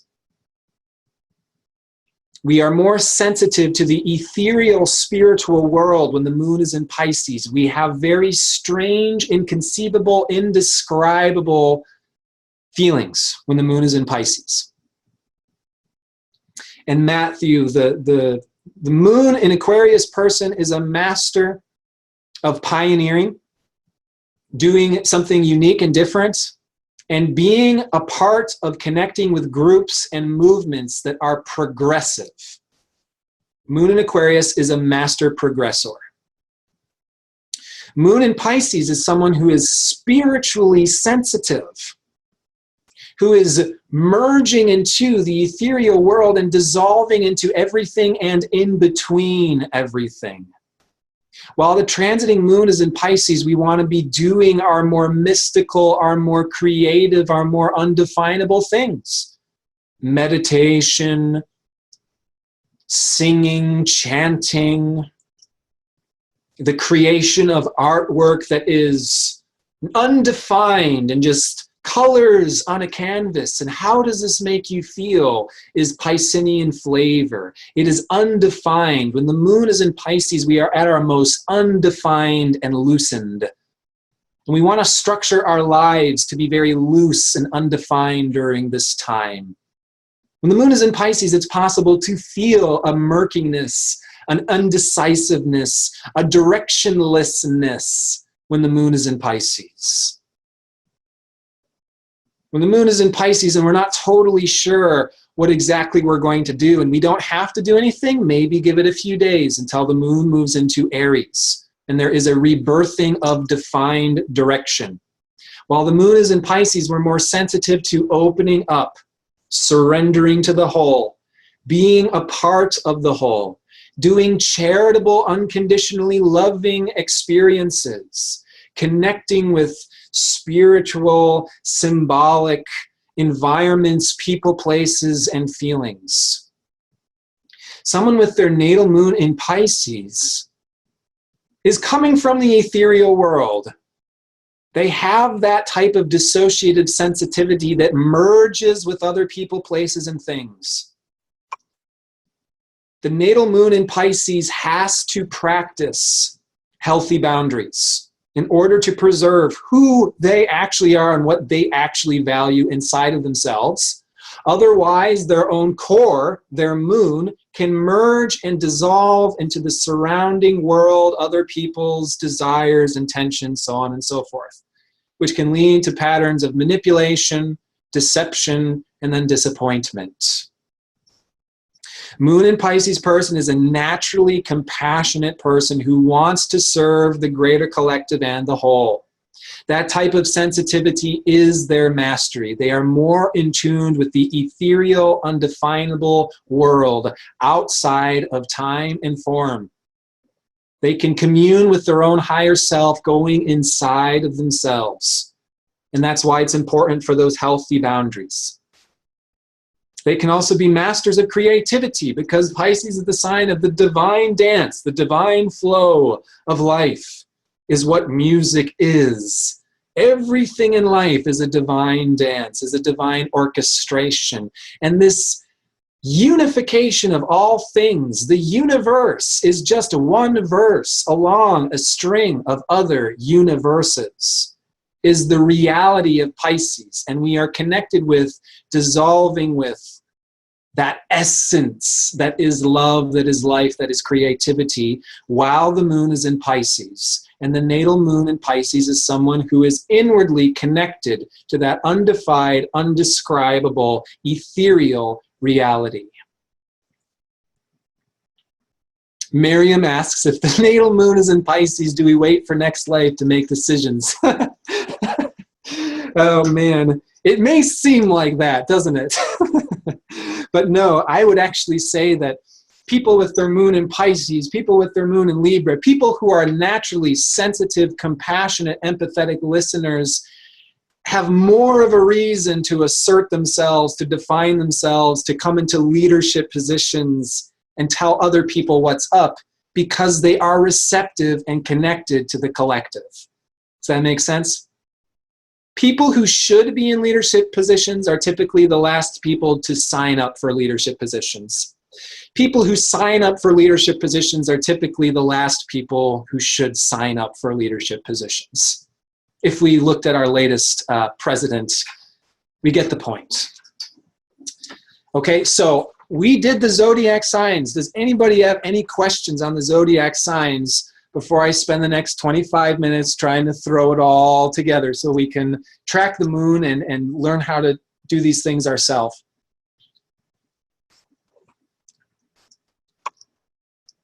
Let me stop the share so I can see all your faces for a second. How are we doing? Good? George has got a question. If you have a lot of 12th house planets, this is the same. Yes. Once again, we're saying these fundamental theme, flavor of the zodiac repeats itself again and again and again. If you see someone's chart and they have a tremendous amount of balsamic planets, you know, they were born on a balsamic moon, and you know, you can apply those same lunar phases. The relationship between all planets can reflect those phases as well. Someone who has a very balsamic chart, someone who has a bunch of planets in Pisces, someone who has a bunch of planets in the 12th house will all reflect those Pisces themes. Absolutely. Okay, so let's see where to move from here. Before we get to planetary aspects, and that's going to have to be a very abridged explanation because that's a whole whole nother chapter, if not novel, planetary aspects. I'm going to share my screen and show us all how we can start tracking the moon ourselves. And I have a website through, yeah, that might be the next aspect. That might be the next workshop, is planetary aspects. Okay, can you all see my screen? This website is www.planetwatcher.com. And this is the website that I'm recommending to you all for keeping track of the moon. Now, of course, you can keep track of everything through this handy-dandy website. And what's really cool about it is at the top here, you can enter any dates. So here's my birthday, and boom, there's my chart. You can make any chart this way by entering the date at the top right there. And furthermore, you've got the year, month, day, hour is what they let you select by. So if we go back approximately 7 days, if you look at the moon is now moving backwards through Leo into Cancer, and now we see that the moon and the sun are together, right? Well, I gotta move a couple hours ahead. In the sign of Cancer, okay? So here's a new moon. Just by simply clicking these buttons at the top and lining up the moon and the sun together. Oh, okay, this new moon was where? 2 degrees of Cancer on June 23rd, you know, approximately 10 o'clock Eastern time. All right, this is how you just found out your own new moon. Now, when we talk about planetary aspects, we can talk about, oh, look, this new moon here. Let's see, I think there's a way to annotate this. Yes. Here's this new moon here. And oh, look, it's square to Chiron. Oh, that means something. And look, the new moon, it's slightly opposite to Saturn. That means something. And so these planetary aspects have symbolism in themselves. But for right now, we're just looking, okay, new moon, sun and moon are conjunct in Cancer. Now we can start moving days ahead.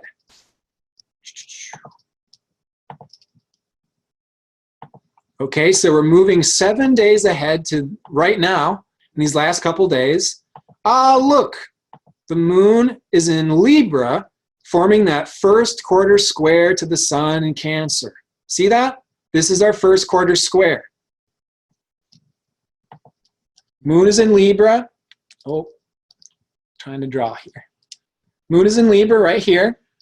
First quarter square to the sun. This is when we have our first half moon. Okay?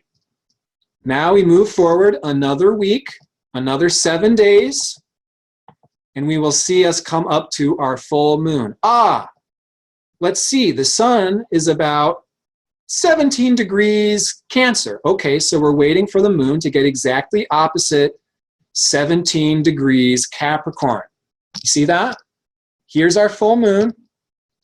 Come on, draw. Here's our full moon. Opposite to the sun. This is what's making this a full moon. Oh, lo and behold, this full moon's going to be conjunct Pluto. That's a powerful full moon in Capricorn we got in a week coming up. 7 days later, we're going to be coming into our last or third quarter square. What sign is that going to be in? Oh, look, the moon is in the sign of Aries. Square to the sun, still in Cancer. Okay, this is where our third quarter square is. And then we move forward another 7 days. And now, oh, look at this. Towards the end of July, July 23rd, the sun moves into Leo. And lo and behold, our next new moon is going to be at 0 degrees of Leo. Now, here is an interesting phenomenon called the blue moon. We are going to have 2 new moons in Leo this year. One at 0 degrees and one at 29 degrees. That does not happen very often. We're going to come into eclipse season as well. How do we know it's going to be eclipse season? This is another really easy thing to notice in the chart. Oh, let me go back here. Whenever there is a new or a full moon within 10 degrees of the moon's nodes, it is an eclipse. Come on now. I don't know why it's going so slow now.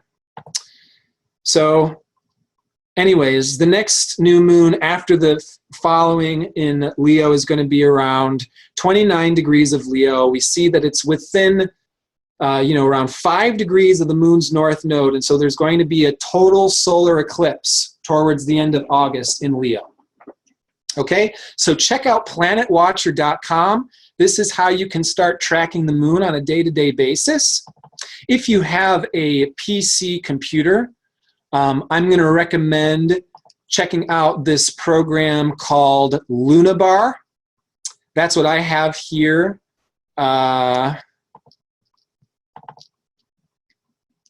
It's just a little software that you install, and then here at the bottom, it shows me an icon, and oh, look, the moon's at 19 degrees Libra right now, and we see it's in a gibbous phase. How handy is that?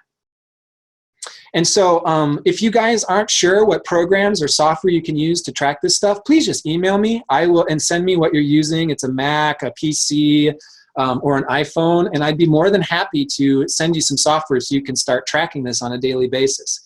If you do have an iPhone or an iOS device, I highly recommend Astro Gold. I think it's only like $30 or something. It's made by the creators of Solar Fire, which is one of the best astrology software packages out there. You get it on your phone for $30. It's just like planetwatcher.com. You can see where the moon currently is, rewind, forward, back and forth through time.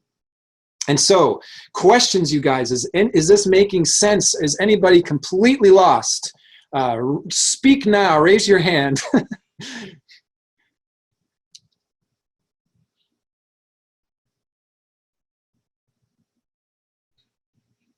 Matthew's enlightened. Oh, good. Matthew's an enlightened soul. I love it. I love that you're here. Oh, no worries, Georgia. No worries. Okay, so we've got like 15 minutes left. What do you guys think? Do you want to quickly do a real brief planetary aspect, or does anybody have questions? I would rather take questions for what we've covered before we open up another can of worms. What is the best way to use the iPhone app you're talking about? Well, what we're probably going to do in the next workshop is we'll go into planetary aspects. We can do eclipses, and we can also do looking at your own personal transits, which is really huge. That's actually going to be the next thing that I'm going to talk about. Okay, so in planetwatcher.com, or you use AstroGold, wherever you're doing your astrology to make up these charts, obviously you can make your own natal chart, right? Pretty pertinent information, that natal chart. And so I'm going to go ahead and pull up my own natal chart to use it as an example here. Okay, here it is. Why does it say my screen sharing is paused?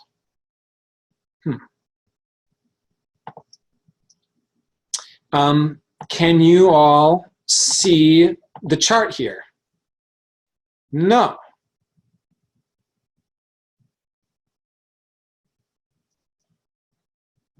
Yes, you're seeing it now? Okay, great. So here it is, my beautiful, lovely, fun-loving chart. What I'm going to point out here is that there can be hot spots in your chart. Again, in the next workshop, we're going to really go into planetary aspects, which really deserves its own workshop, so I think that'll work out best.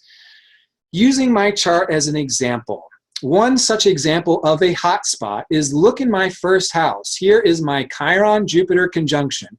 Chiron is the wound. Whenever the moon is creating an aspect to Chiron in your own natal chart, you're going to be feeling into your own personal wound. If it's an easy aspect, such as a sextile or a trine or a conjunction, there is more capability to integrate that healing awareness easily. But if it's a hard aspect, such as a square or an opposition or an inconjunct, this wound can be brought up into our emotions. Okay, so here's my moon, here's my Jupiter Chiron in Cancer, having to do with my wound, opposite to Saturn, 23 degrees Capricorn, square to, oh, I'm gonna draw. I need to get my little marker out here. Yeah, let's do some drawing. Moon's in Libra, it's a creative time. Okay, so here's my wound, Chiron and Jupiter, opposite to Saturn, 23 degrees. That's not really fun. This has to do with past life oppression, early childhood oppression, not having my nurturance needs met, that type of wound. Square to Mars, and a wounded assertion, wounded energy, all of this. Okay, so this is sort of a hot spot. Chiron is at 16 degrees.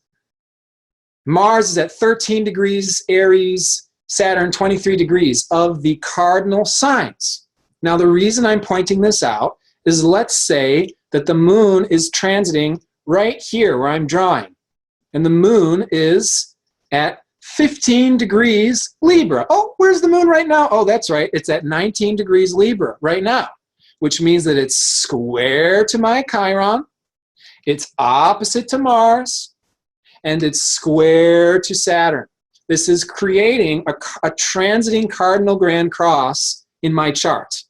Does that mean that despite the moon being in Libra, which can be a fun-loving, collaborative, show-and-telling type of theme, that there might be some issues having to do with my past, my woundedness, my family, my home that are being brought up?